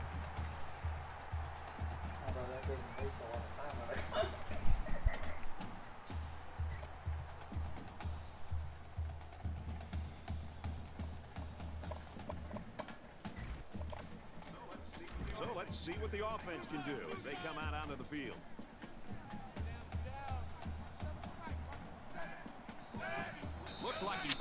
False start there by the Cornhuskers. That's not a good start for them on their first play. It's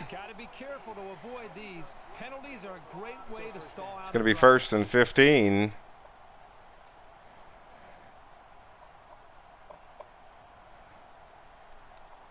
And we're still 11 seconds into this football game. Penn State ahead 7-0. After the penalty.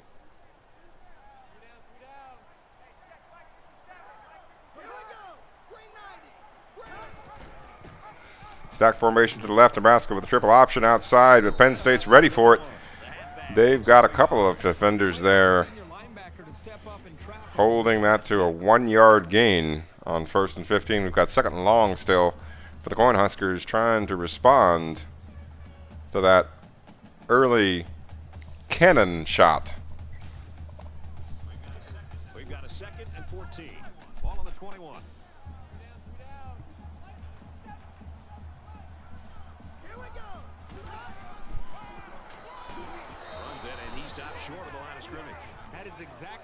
Draw play stuffed by the Penn State defense. Loss of 3 and an injury. Stevens could be out. Would that be their top 2 halfbacks? That could be a devastating series of events if he's out for any length of time, if it is indeed one of their only 2 good halfbacks. We've got Stevens out with a concussion for the game, it appears. Archie still out. What does that do to Nebraska's depth chart at halfback? We're about to check out right here. What effect that's going to have on this football game. We've got a backup player, Martin Edwards, sophomore, true sophomore coming in. A huge drop in abilities for the Nebraska running game with both Stevens and Archie out. We will see what that's going to do to the Nebraska rushing attack. Penn State already all over the starters and, in fact, literally knocking Stevens out of the game.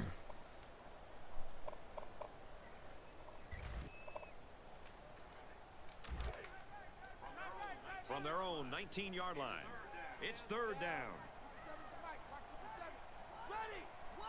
Nebraska in a shotgun set, halfback to the left side, sends him out to the flat, and the flat goes over the middle. It's caught by Derek Jackson, the impact player, his first catch of the day. First down, Nebraska Cornhuskers outside the 40 to about the 44-yard line, 43-yard line. 42, it's marked.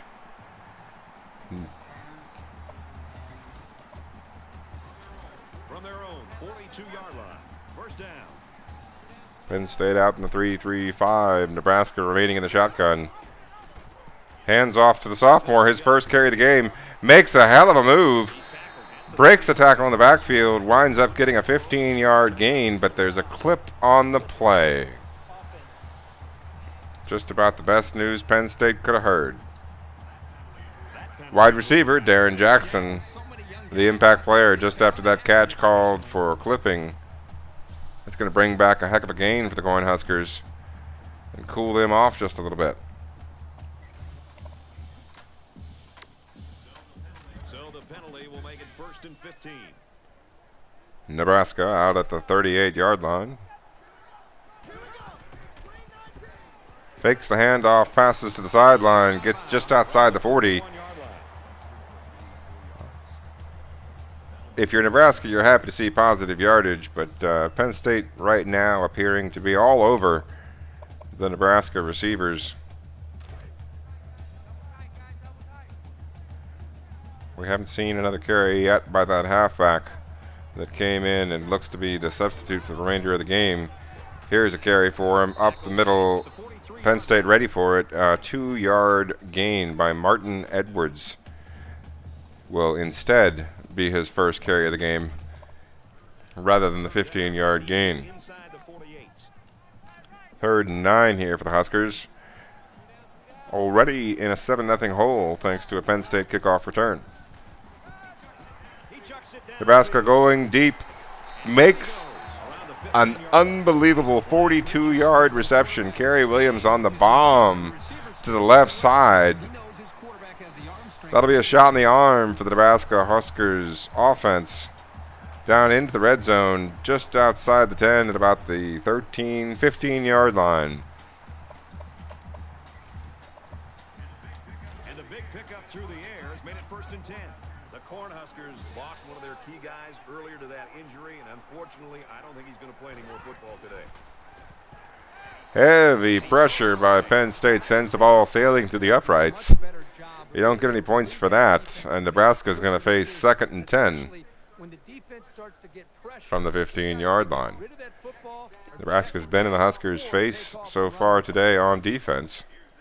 Here's the 8th play of the series. But thanks to a fortuitous bomb to the left side, a break in the coverage, Nebraska able to get a chance down here to get some points on the board. Barring a mistake, they run the screen pass to the left side. He is open, but good using by the Penn State defense holds the play to a 2-yard gain. It's going to be 3rd and 8.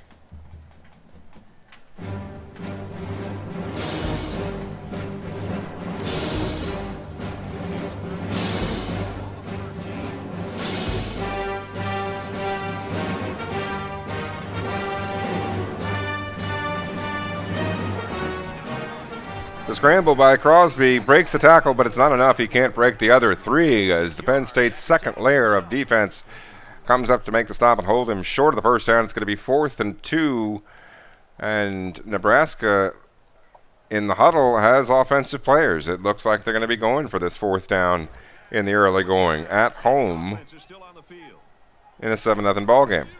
Aggressive play by the Nebraska Huskers. Stack strong to the left, but then motion to the right. Incomplete. Penn State blanketing the middle of the field there. Had plenty of bodies where it looked like Nebraska was trying to go. Good play calling on the defense's part to put players in the right position. And a turnover on downs. We'll see Penn State take over with a 7-0 lead coming out of their 7-yard line. Both sides have made their way back out, and we're just about set to get going again. Penn State is up 7. Penn State in the twin tight end I formation. Nebraska with 4 down linemen looking for the run, the Huskers. Penn State gets 2. It's a positive gain. It sets them up with a 2nd down. 6 feet further out. It's 2nd and 8. Ball on the 9.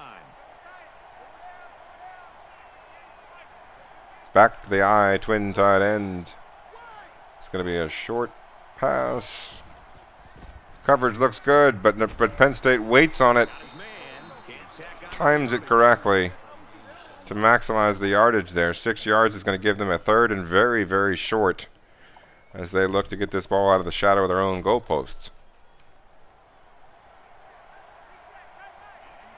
Empty backfield, quarterback in the gun, 5 wide receivers.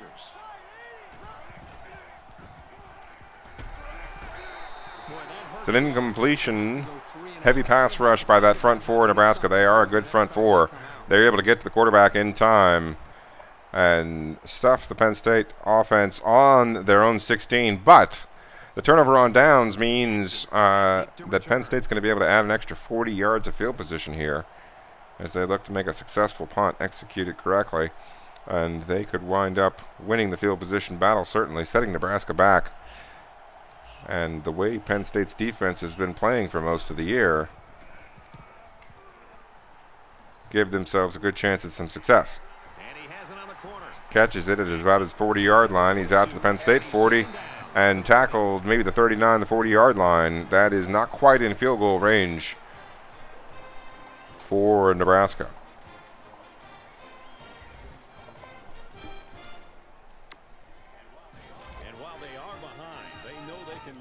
Up in a heartbeat. Penn State out in the 3-3-5. Nebraska in the shotgun set. Multiple wide receivers with a halfback in the backfield out to the right-hand side. A short pass over to the left in the middle of the field, and Penn State's defense has got bodies there. Minimizes the gain, but Nebraska able to find a pocket there on 1st down. Set themselves up with 2nd and manageable at the Penn State 35-yard line. Coming out with 3 wide receivers and a tight end and a halfback. A lot of balance in this set. What will Penn State have to react to here? It's an incompletion. Nebraska's receiver had about a half a step on either side of him, but he did have company. He might have heard footsteps himself. Drops the football, and now it's 3rd down for the Nittany Lions.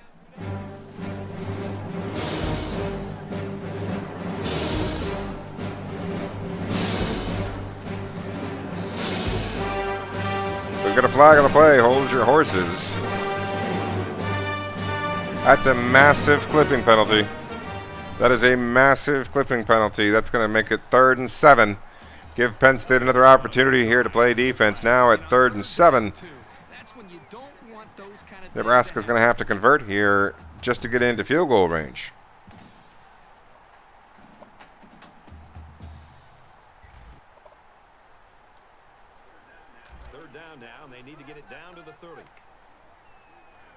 Penn State out in the 3-3-5. Nebraska shotgun set strong to the right side with the halfback on the weak side.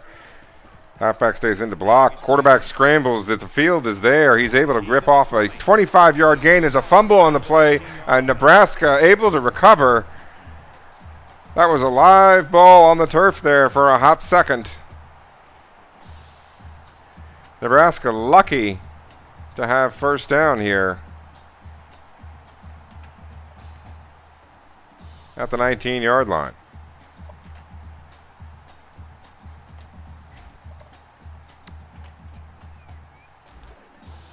From the 19-yard line, it's first down. This offense has really Strong to the right halfback, to the right shotgun set with 3 wide receivers. Nebraska runs the option. Penn State's all over it, contains and then tackles. Keeps everything in front of him, keeps everything in the middle of the field, and then wraps them up with a little bit of help from the weak side.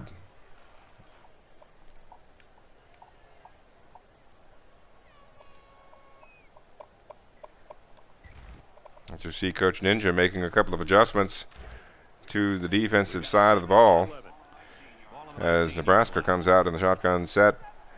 Once again, 3 wide receivers and a tight end. Strong coverage there by the Nittany Lions. Nets a risky throw that won't count as we find another third down for the Penn State defense. Back out the 3-3-5. Nebraska looking to convert again. Penn State looking to stiffen. Incompletion by the Cornhuskers. That's going to bring up 4th down, and you figure at this point they've got to kick the field goal. Yeah, you see the field goal formation.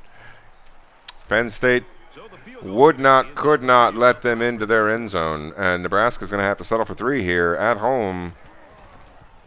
Nearing the end of the first quarter, it's still 7-3 off of that opening kickoff return by the Penn State special teams. Other than that, it's been a little bit of a tight game. It's been your classic Big Ten game in weather. Penn State with the momentum, though, thanks to that big early play.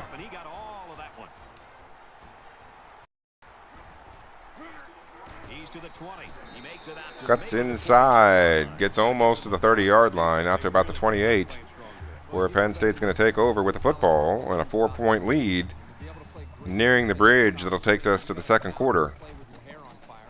The Nittany Lions here on the road for the second consecutive week, try to pull off a win against a ranked football team. Nebraska having impressed so far on their schedule. The crowd's still well behind them as Penn State comes out in twin tight ends in the I formation. As a man in motion, throws to the corner route. It's tight end Cole Robinson who breaks open. Excellent job of drawing the coverage into the middle of the field and then breaking out wide with a secondary look on the defense's part. I believe that might have been the primary look on the offense's part on some occasions, but coach is telling me not this occasion. That was the second read on that play and a successful one. As Penn State comes out once again, twin tight ends in the ISO set. We got an ISO to the right side, sorry, to the left side. Up the gut is going to stretch that front 4 of the Cornhuskers and net Penn State an 8-yard gain on first down. They've got the coach's dream situation. 2nd and 2.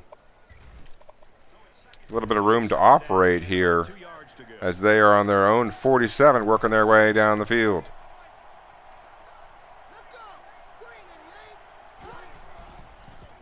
Quick passes out to the right side. It might have been tipped there at the line, and Hickman still able to make the catch, of course out of position due to the tip, unable to get positive yardage of any substance on the play.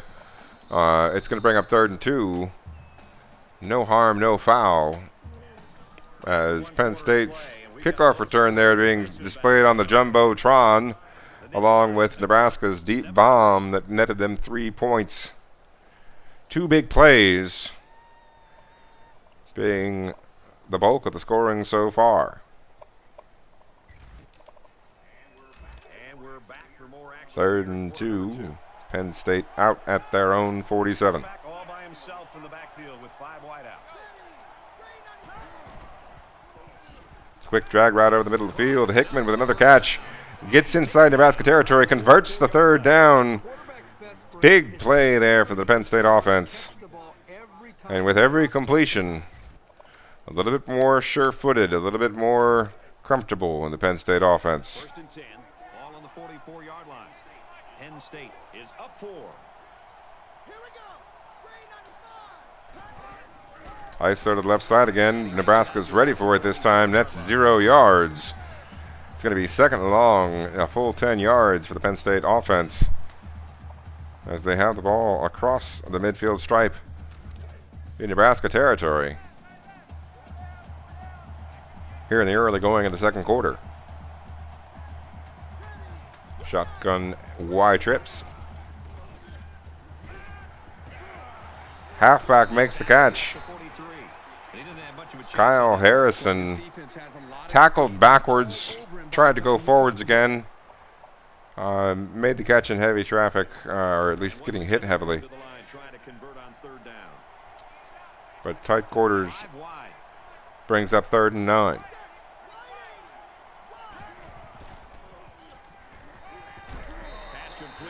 Complete by Penn State, a 6-yard reception. Jeremy Johnson, where is that going to put the ball? The 37-yard line.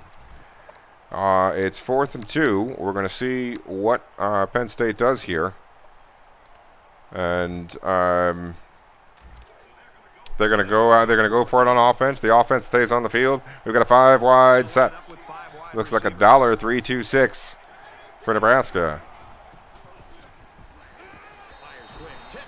Incompletion there. Off-target throw by the Penn State quarterback on 4th down there. You got to figure those 4th down passes, the quarterback's maybe a little bit more nervous than normal. He looked like he was on the good road back and may still be, but might not have been fully there, and 4th down may have been asking a little bit too much, it would appear, for the accuracy of the Penn State quarterback. Fairly even, and with so little separation, this game can be drastically changed on just 1 or 2 plays. Completion over the middle to the star, Derek Jackson, the impact player, a 4-yard catch, his second catch of the day to go with a 23-yarder early on that Nebraska drive, the play right before the bomb. As Nebraska now with the ball out at their own 41-yard line, just inside the 5-minute mark here in the first half. Nebraska trailing Coach Ninja's Penn State Nittany Lions 7-3 on the back of a great kickoff return and some solid defense, including the play just the one that you just saw. A loss of 1. Going to bring up 3rd and long as that Penn State defense continues to hold Nebraska outside of 2 completions so far in the football game. 3-3-5 for the Nittany Lions. Nebraska out in the pistol set. Halfback behind the quarterback. We'll see what happens. Tries to scramble again. This time Penn State ready for it.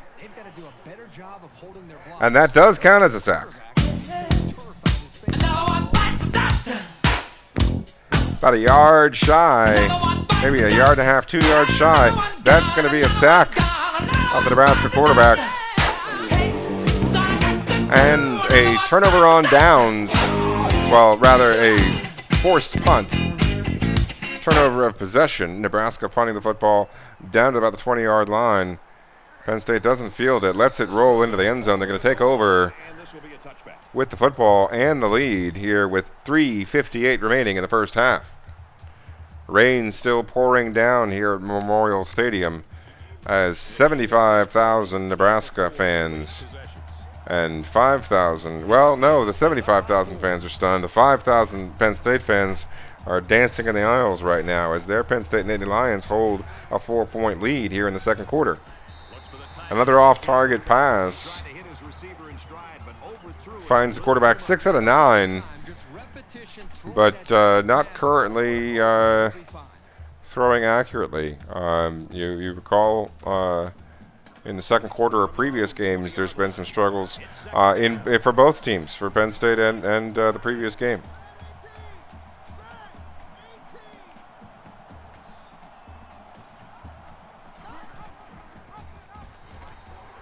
A run up the gut by Carter gets 3 yards, going to set up 3rd and 7. A little bit more approachable there. Situations like this, you could throw it 5 or 6 yards and still fall forward. In a lot of situations, it opens up a little bit more route choices than your standard 3rd and 10. 3rd own 23.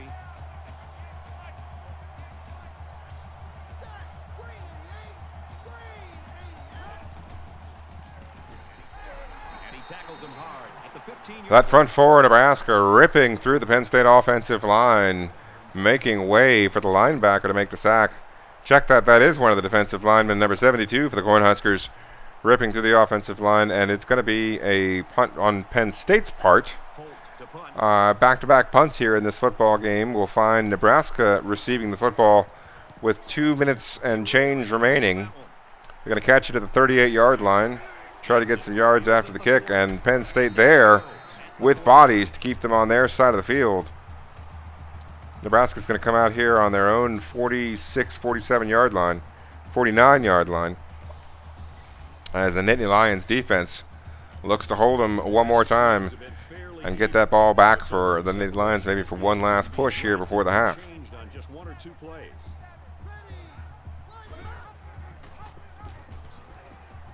It's the option run once again by Nebraska.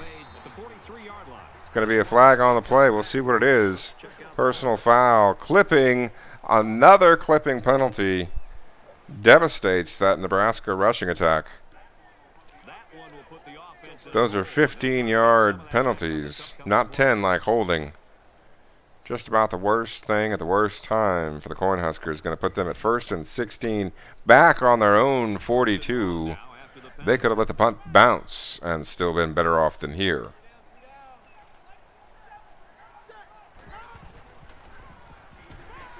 Heavy pressure by Penn State.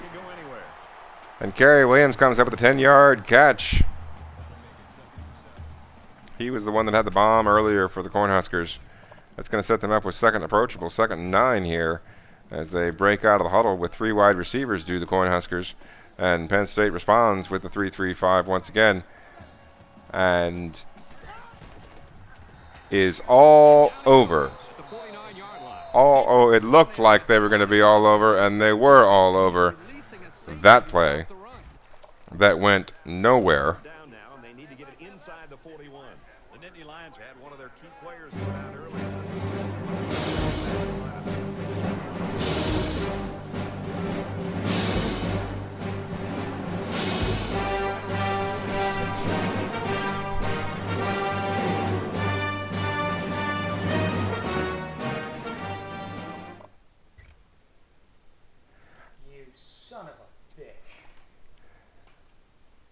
We see the Penn State halfback out for 4 weeks with an abdominal tear.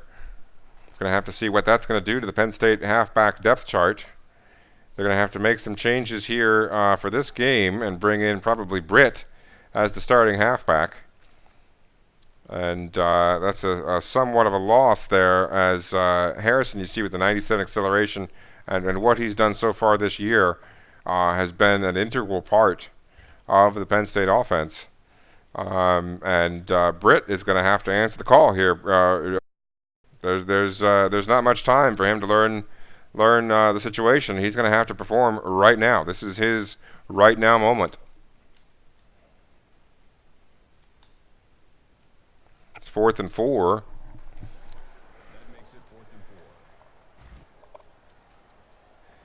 And Penn State's going to get the football with a fresh halfback in the backfield. That's a big loss. He's one of their focal players, and there's going to be a lot asked of Britt. There's going to be a lot asked of Britt, and he's going to have to perform in a successful manner for Penn State. It's also going to ask a little bit more of some other players on the Penn State offense. They're going to have to maybe get a few extra looks. You might see a couple extra plays to some of the other players within the Penn State offense, some of the plays that you've seen successful to this point.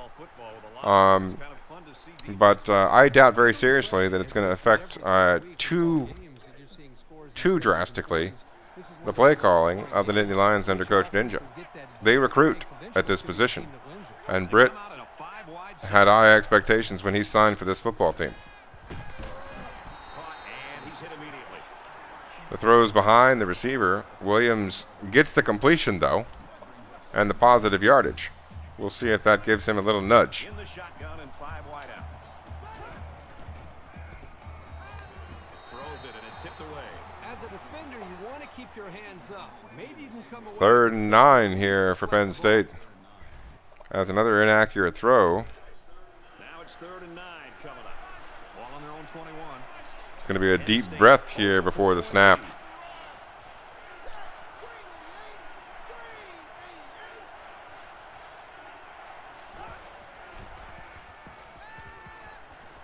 There it is. A little bit of zen on the Penn State offense's part. Finds them with a clutch first down on 3rd down. They're going to run the no huddle here and try to get some points. Quick turnaround, short memory by the Penn State offense. And an incompletion will give them the chance to catch their breath, get a little bit of rest. With 1:06 left, it's going to be 2nd and 10. Penn State's got a timeout. They're out at their 42-yard line as they look to work with poise here in this 2-minute drill.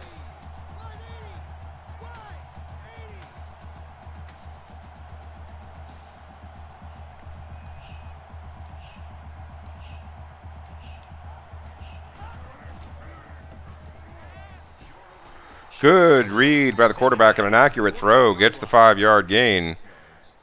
It's going to set up 3rd and approachable here for the Penn State offense. They run the no huddle. They have to. We're going to look to see if they can convert. Another excellent throw and an excellent catch. It's an interesting situation because Penn State looks to be having some momentum right now. They look to be starting to turn a corner. This could be one of those gut check calls that can turn a season.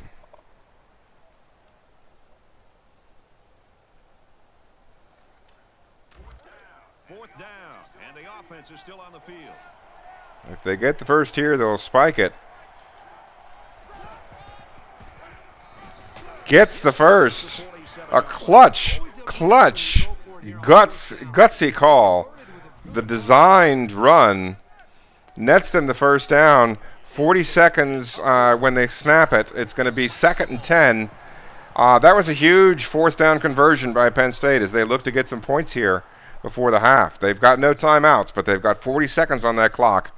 They've been here before. It's a question of whether or not they can execute and from the 47-yard line, find their rhythm. They spread the field in the gun with 5 wide receivers.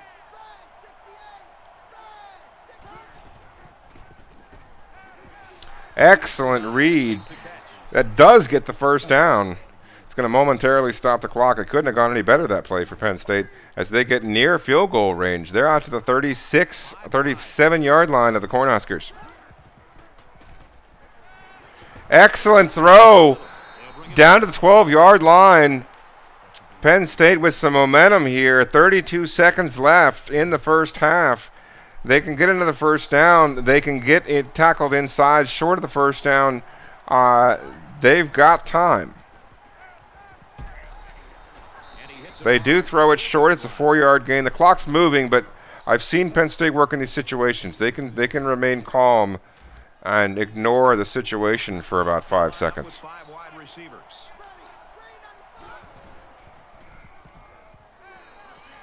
There it is. Touchdown, Penn State. That's a big one, folks.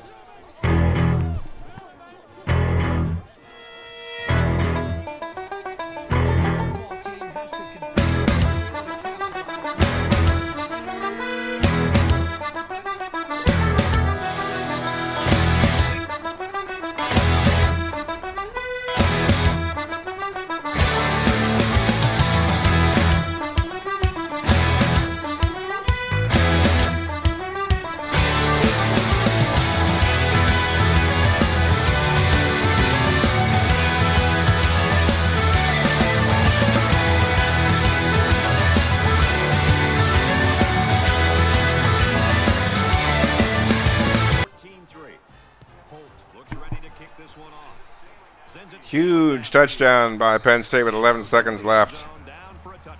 If you follow the story of this team, then you know how important it was for them to score on that drive.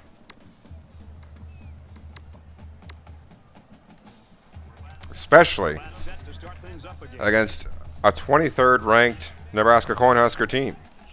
11 seconds here left in the half, though. We've still got to get to that locker room. That's going to be the last play of the first half. Nebraska's going to be content to let the clock run. We're going to take a short breather here as Penn State has an excellent first half on both sides of the football.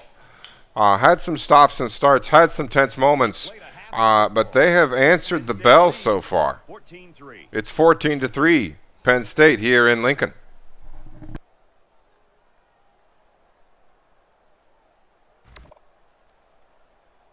All right, Reese, David, thanks, guys. Just about set to start the third quarter. Excellent kick. This one's going to be He catches it at the top of the A. Penn State's coaching staff will go out tonight, and I think the offensive coordinator should buy the defensive coordinator. And you see 117 yards there in the first half, but that's been a stop and start amount. That has not been on 2 drives. That's been on multiple drives, as we've seen punts on both sides of the ball. So for 5 or 6 possessions, 117 yards is excellent there for the Penn State defense. Tackled right at the line of scrimmage, the backup, the 77 sophomore, with 5 carries, he's averaging 0.0.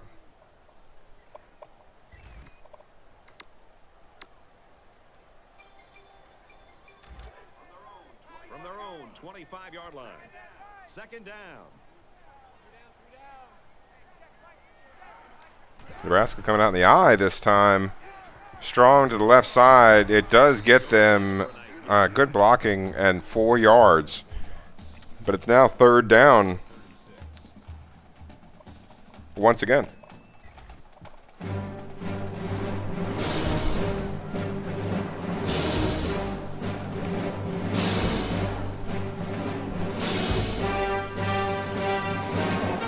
Almost picked off.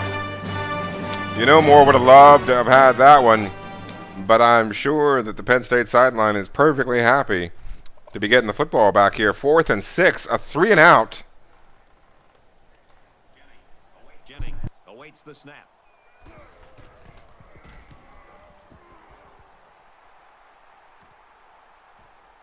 And he's taking care of business every day. Taking care of business every way. I've been taking care of business. It's all right. Taking care of business and working overtime. This next drive. The 3-and-out gives Penn State excellent field position. They're out at their 37-yard line with an 11-point lead here in the second half in Lincoln.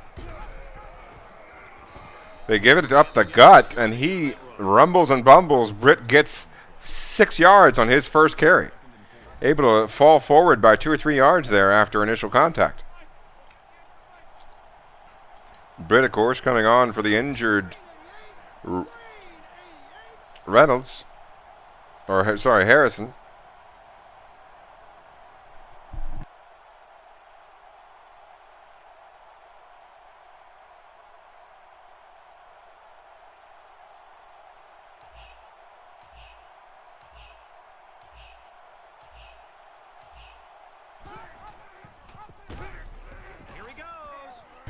Big hole off the left side. Britt on his second carry rips a 39-yard gain down in deep into Penn State's offensive red zone. They're down at the Nebraska about the 15, the 17-yard line, 18-yard line. Huge play there for the rushing attack of Penn State and huge momentum shifter for Britt.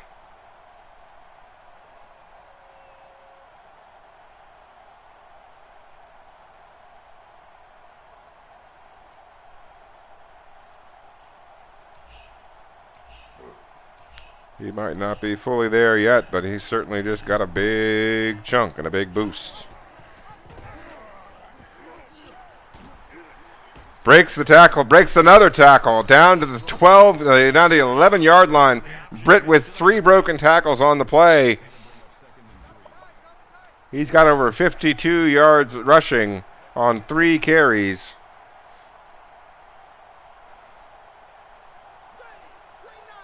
Penn State coming out in the shotgun big set. Second 3 from the 11-yard line. Nebraska with 4 down linemen.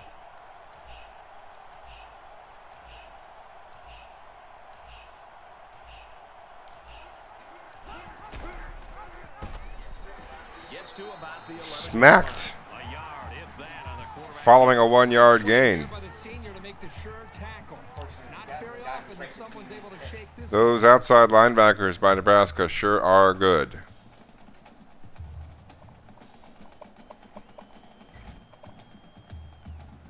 Third and 2 now from the 11-yard line.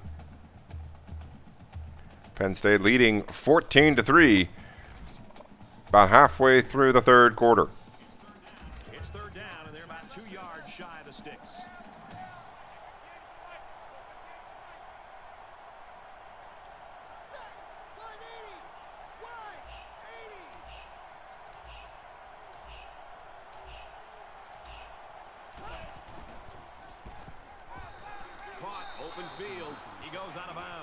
It's going to be a first and goal for Hickman, a clutch 3-yard catch.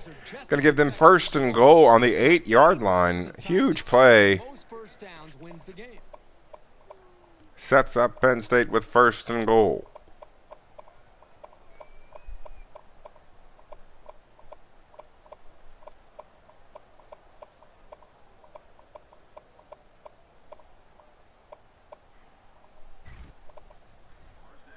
First down, and they've got their eyes on that goal line.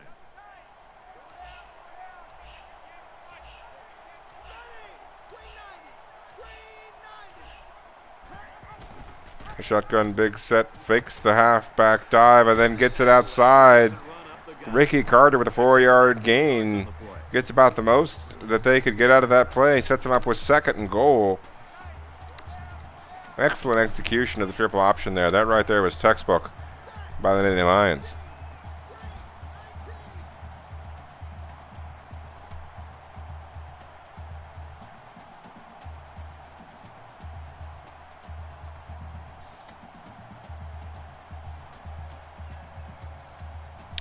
Once again on the shotgun big, they're allowing the clock to run down with the lead here in the football game.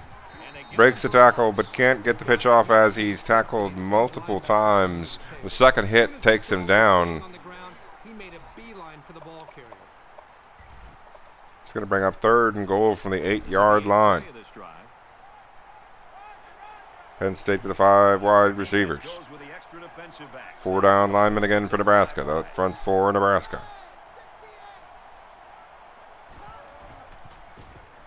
Offensive line holds him out, but unable to get open in the back of the end zone is Penn State.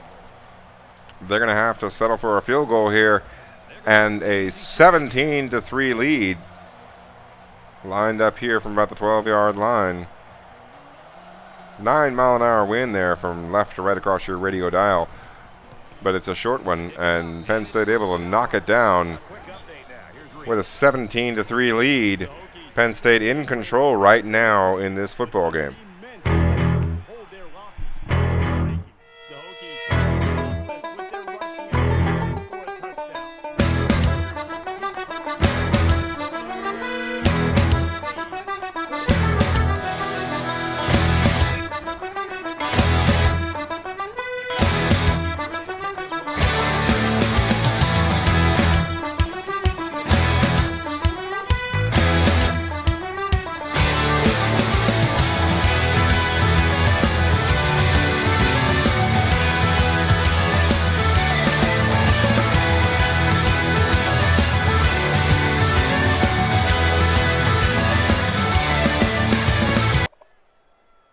Their last drive ended in a punch, so this quarterback 1 minute and 43 seconds remaining here in the third quarter as Nebraska comes out with the I formation, stacked to the left side, runs to the left once again, breaks another big play, breaks a block, breaks a tackle, gets across the 50-yard line, down to the 46-yard line of Penn State.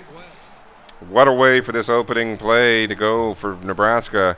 A crushing block on the edge, a devastating pancake on the broken tackle. Tries to stiff arm the third level of defenders.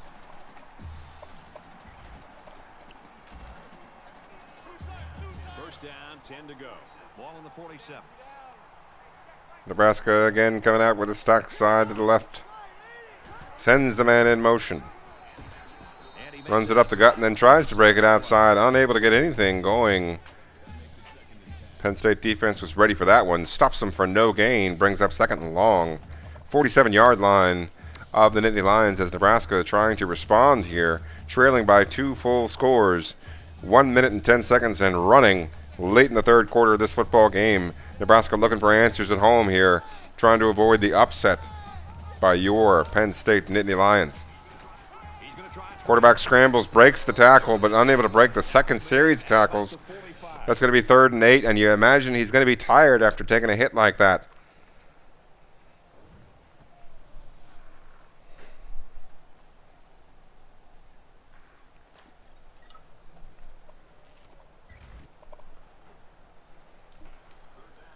Third down now. They need to get it down to the 37.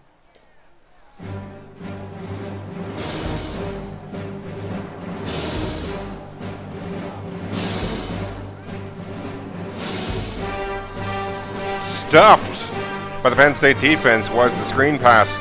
They lost yardage on that play. That was a pass for a loss. That brings up 4th and a mile, 14 yards. Nebraska's going to be forced to punt. Still in the third quarter, they'll punt. A few more seconds off that clock if we were in the fourth quarter, and Nebraska would be going for it. They run the fake. It's a fake, but it's an incomplete pass.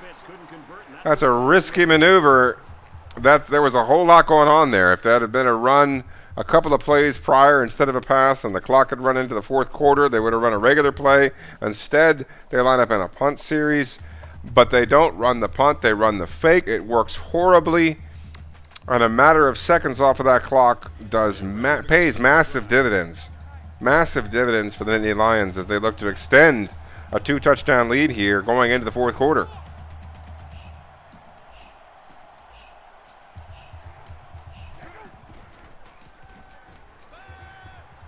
Great pass over the middle, tight coverage, but it was a laser-focused, accurate throw. Sets up first down. Last play of the quarter.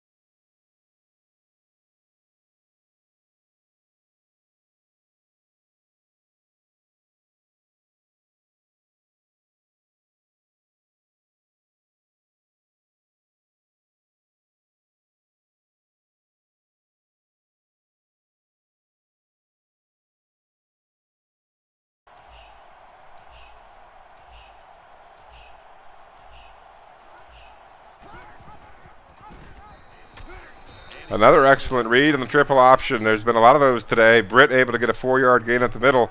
He's got 61 yards on the ground. Wouldn't it be something if Penn State could get him warmed up and heated up for the next football game?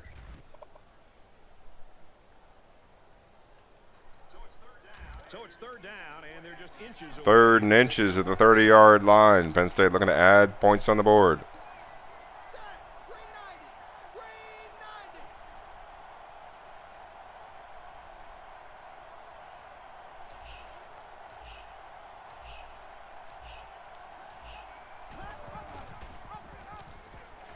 Another excellent read on the read option. Williams with the keeper gets a 6-yard gain.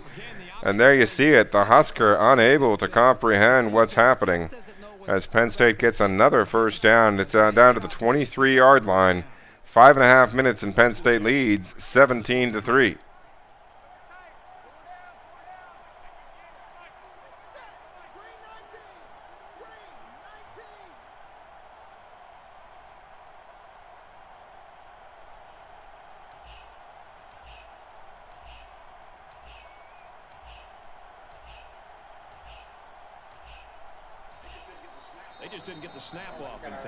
Unable to get the snap off in time. I made that mistake myself. And a motion play sometimes takes a few extra seconds than a normal football play. That's going to be 1st and 15. Penn State still at the 28-yard line of Nebraska. It's first down. Penn State driving.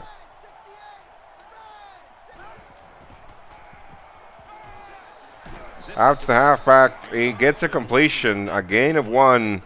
That's Britt's first catch. So he's able to make the reception for a positive gain on his first attempt.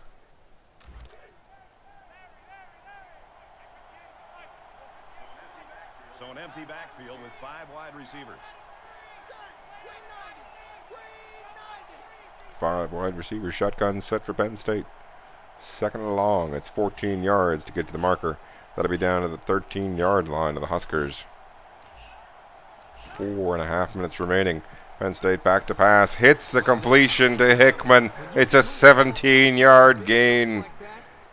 That's going to put Hickman at 80 yards receiving today. And there's about 4:20 left in the football game. Close to it. As that clock will be running once the referees set the ball down on the ground. From the 11-yard line, first down.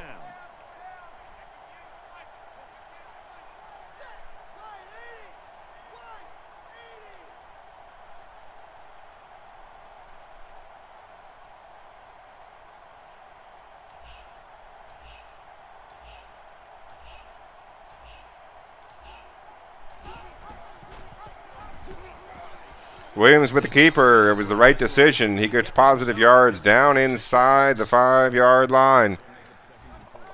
Just outside it, rather. It's 2nd and 4 at about the 5.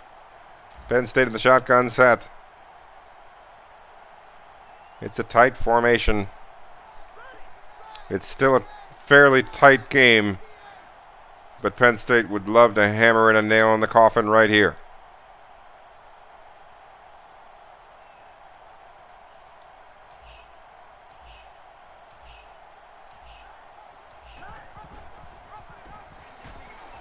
It's a keeper to Carter. Ricky Carter with a 2-yard gain.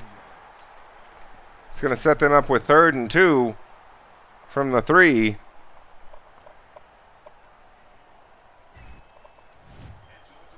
And so it's another 3rd down upcoming here. One of those situations where there's 80 different answers, 80 different opinions. Does Penn State have one of the correct ones?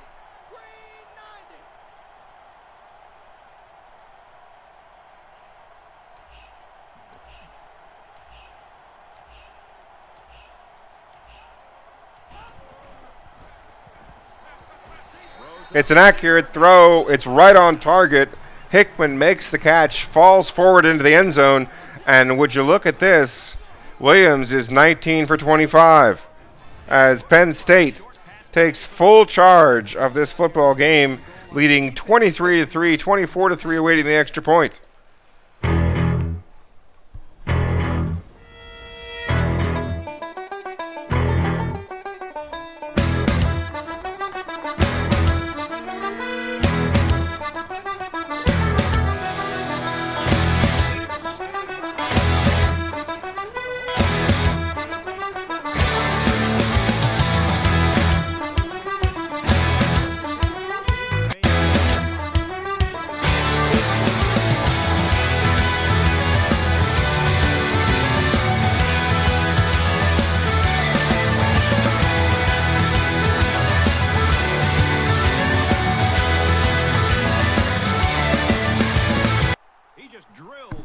Shamalama Ding Dong. Penn State leads 24-3.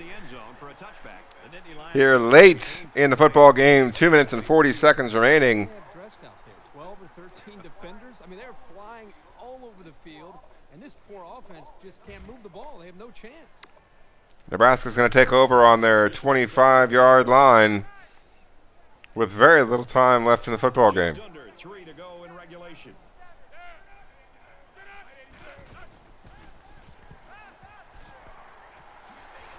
He's taken down. It's a completion, but the clock is going to run because it's short of the first down marker. 2.5 minutes we are now inside of as 2nd and 2 confronts the Nebraska Cornhusker offense. They have just now surpassed 100 yards passing.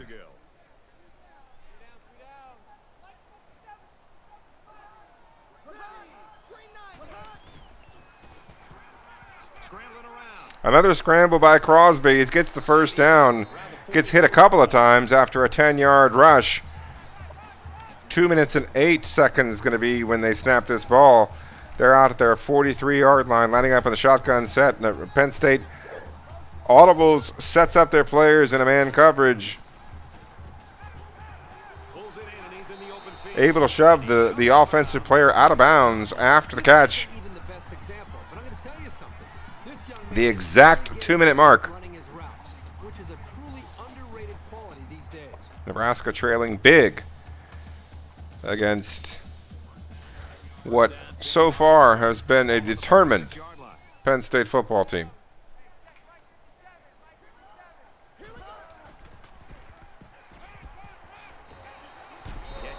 The bubble screen out to the side, 3-yard loss.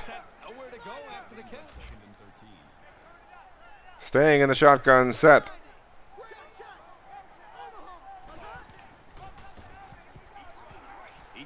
Deep throw by Nebraska. There's three defenders there covering the receiver by Penn State. They were all over that play. We now see 3rd and long for the Huskers. About their last gasp here. You figured they'd go for it on 4th, though. They run the screen pass out to the left side. Penn State gets a defender there. He makes the tackle. Martin Edwards only able to get 1 yard on the catch. 4th and 13 faces Crosby, who's scrambled a few times but has 109 yards passing. Just over a minute in the 4th quarter. As you see the spy set there by the Penn State defense, they're ready for a scramble, but he's going to chuck it deep. Single coverage, about the best they could do, but Penn State was all over it. And Danny Freeman makes the stop.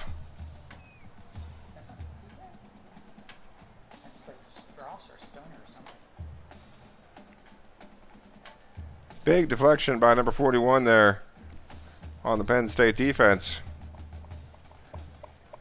Everyone came out to play today. Both teams are well aware that a score on this drive is going to create an almost insurmountable lead. This defense has really got to step it up and make a stop. Another excellent read by Williams. Huge run.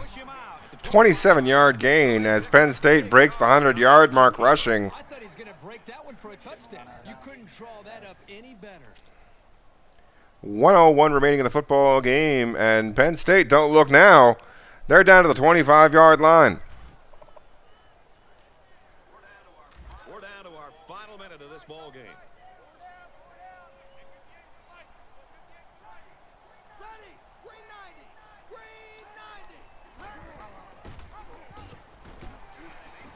And they make the stop at the 24.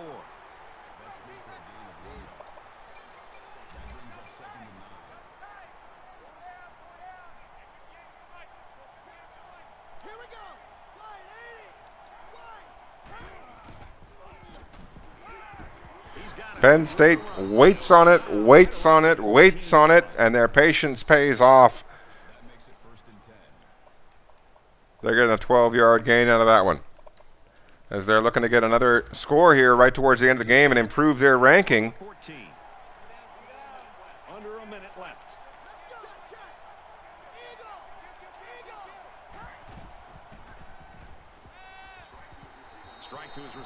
Incompletion there will stop the clock with 25 seconds remaining. Penn State, of course, with 3 timeouts, as does Nebraska.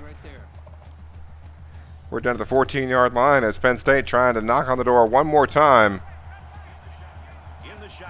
to finish this thing out.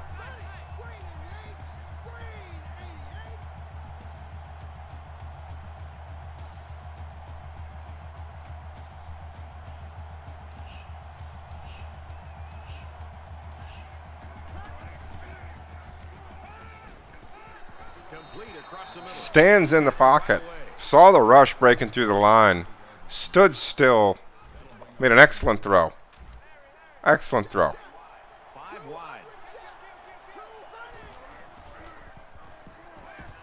Fires out to his receiver. He's Just shy. a gain of 1. Very good job of coverage. 4 seconds remaining here. Receiver made a nice play, but there was no And Penn State lines up for the field goal.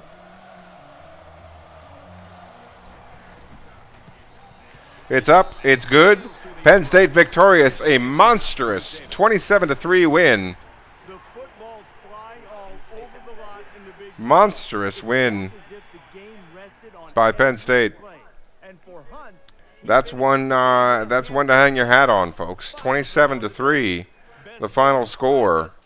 Penn State played angry. They played furious. by 3. They played excellent defense, holding the Cornhuskers to only 3 points at home.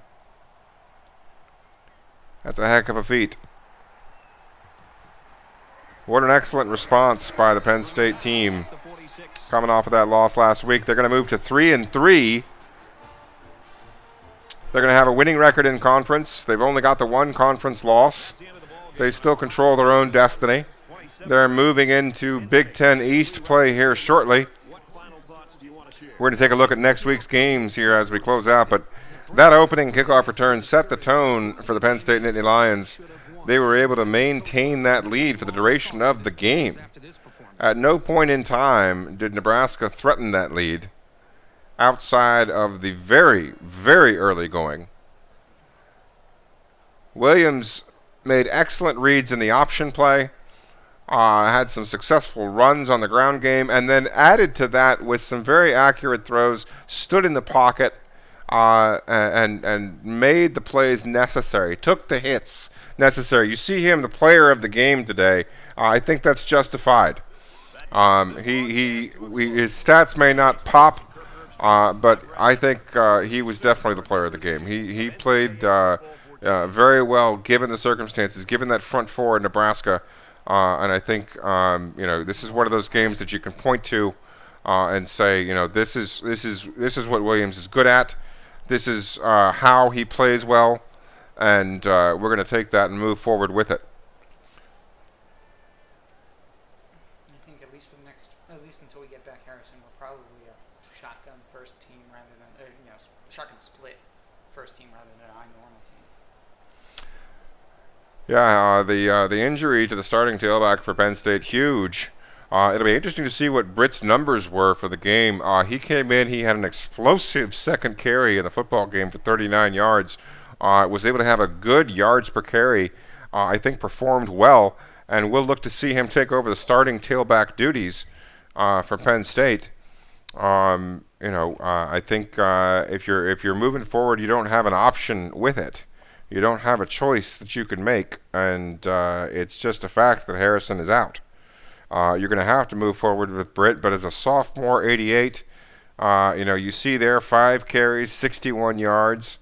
Even if you take away the 39-yard gain, the other 4 were for 22.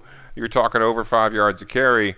In limited action here in relief, Britt played well, and we'll see if he can keep it up next week. Penn State, like we say, moves to 3-3.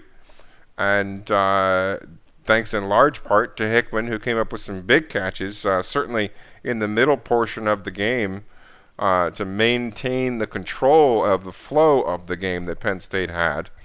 As we see, 19 carries for 111 yards, holding Nebraska to 62 yards rushing, and 22 out of 29 passing for Penn State. In heavy rain, Might have been only for 169 yards, but you'll take 22 out of 29 every week. And a rebound game here for Penn State on both sides of the ball. The defense has been strong most of the year, but certainly for the offense, a special game today, and for the team, a meaningful game. We're going to pull up here the schedule for next week and let you guys know what you can expect out of a rising Penn State football team and your top 5 Washington State Cougars.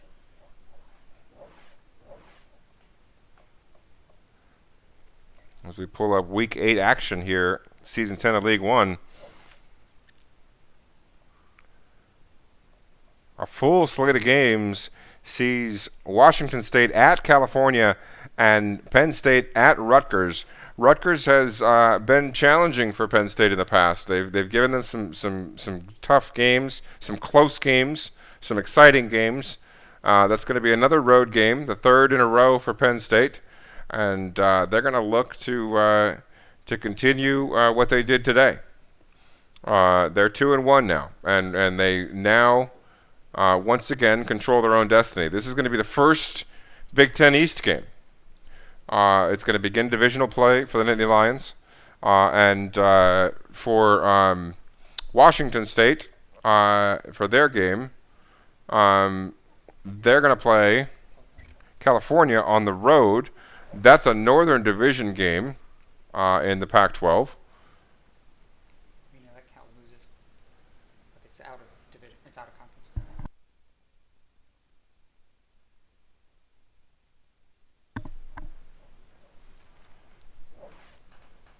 A road Pac-12 game. For those of you following the USC Trojans, they've had a couple of close games. Doc Jocular has eked out some close, tight wins in Pac-12 play. His first season in the Pac-12. We see Washington State, California 3-2, 2-2 in the division. Washington State at 4-0 in the division. In the conference rather. It'll be Washington State's second divisional game, California's first, and both of those games will be meaningful. But obviously, the takeaway tonight was a massive win on the part of the Penn State Nittany Lions. They had their bell rung last week, and this week they answered the bell. And they're moving forward, they're moving onwards and upwards. And if you're a Nittany Lions fan, there's really, it couldn't have gone better today. It could have. So Harrison could have not gotten hurt. Yeah, the loss of Harrison is big. The loss of Harrison is big. But Penn State obviously fortunate to have Britt rebound well. And that'll be an interesting storyline for next week's game. Obviously, with the backup tailback for a running football team, that's a meaningful loss. And yeah, you may as well switch the depth chart at this point in time so that you don't have to worry about it week to week. If you do it outside of the context of a game, it tends to stick week by week. And we'll await word on when Harrison comes back. We hope that'll be in time for what Penn State hopes to be the Big Ten Conference Championship game. I like that. The 91 break tackle by Ernest Britt. He's 5'9" at 198, so a little short but a little stocky. And he's got the 92 elusiveness, the 91 break tackle. Pro Football Hall of Famer Darryl Green talks about your right now moment. That moment when the coach turns to you and said, "We need you to play right now." This is Ernest Britt's right now moment. He answered the bell today, and just like his football team, they're going to have to answer the bell next week as they go on the road in conference play and divisional play to constant nemesis Rutgers. Always an interesting game, Penn State-Rutgers.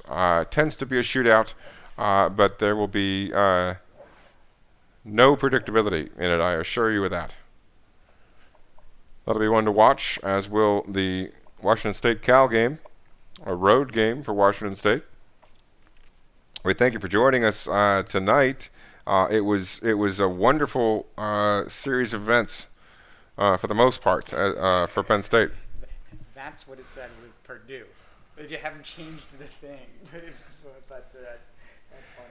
So a little bit of typo there. If we're talking about the Nebraska team when they mean the Purdue team in the coach contracts screen. We assume that next week they'll have a more positive message following this huge, huge win by Penn State.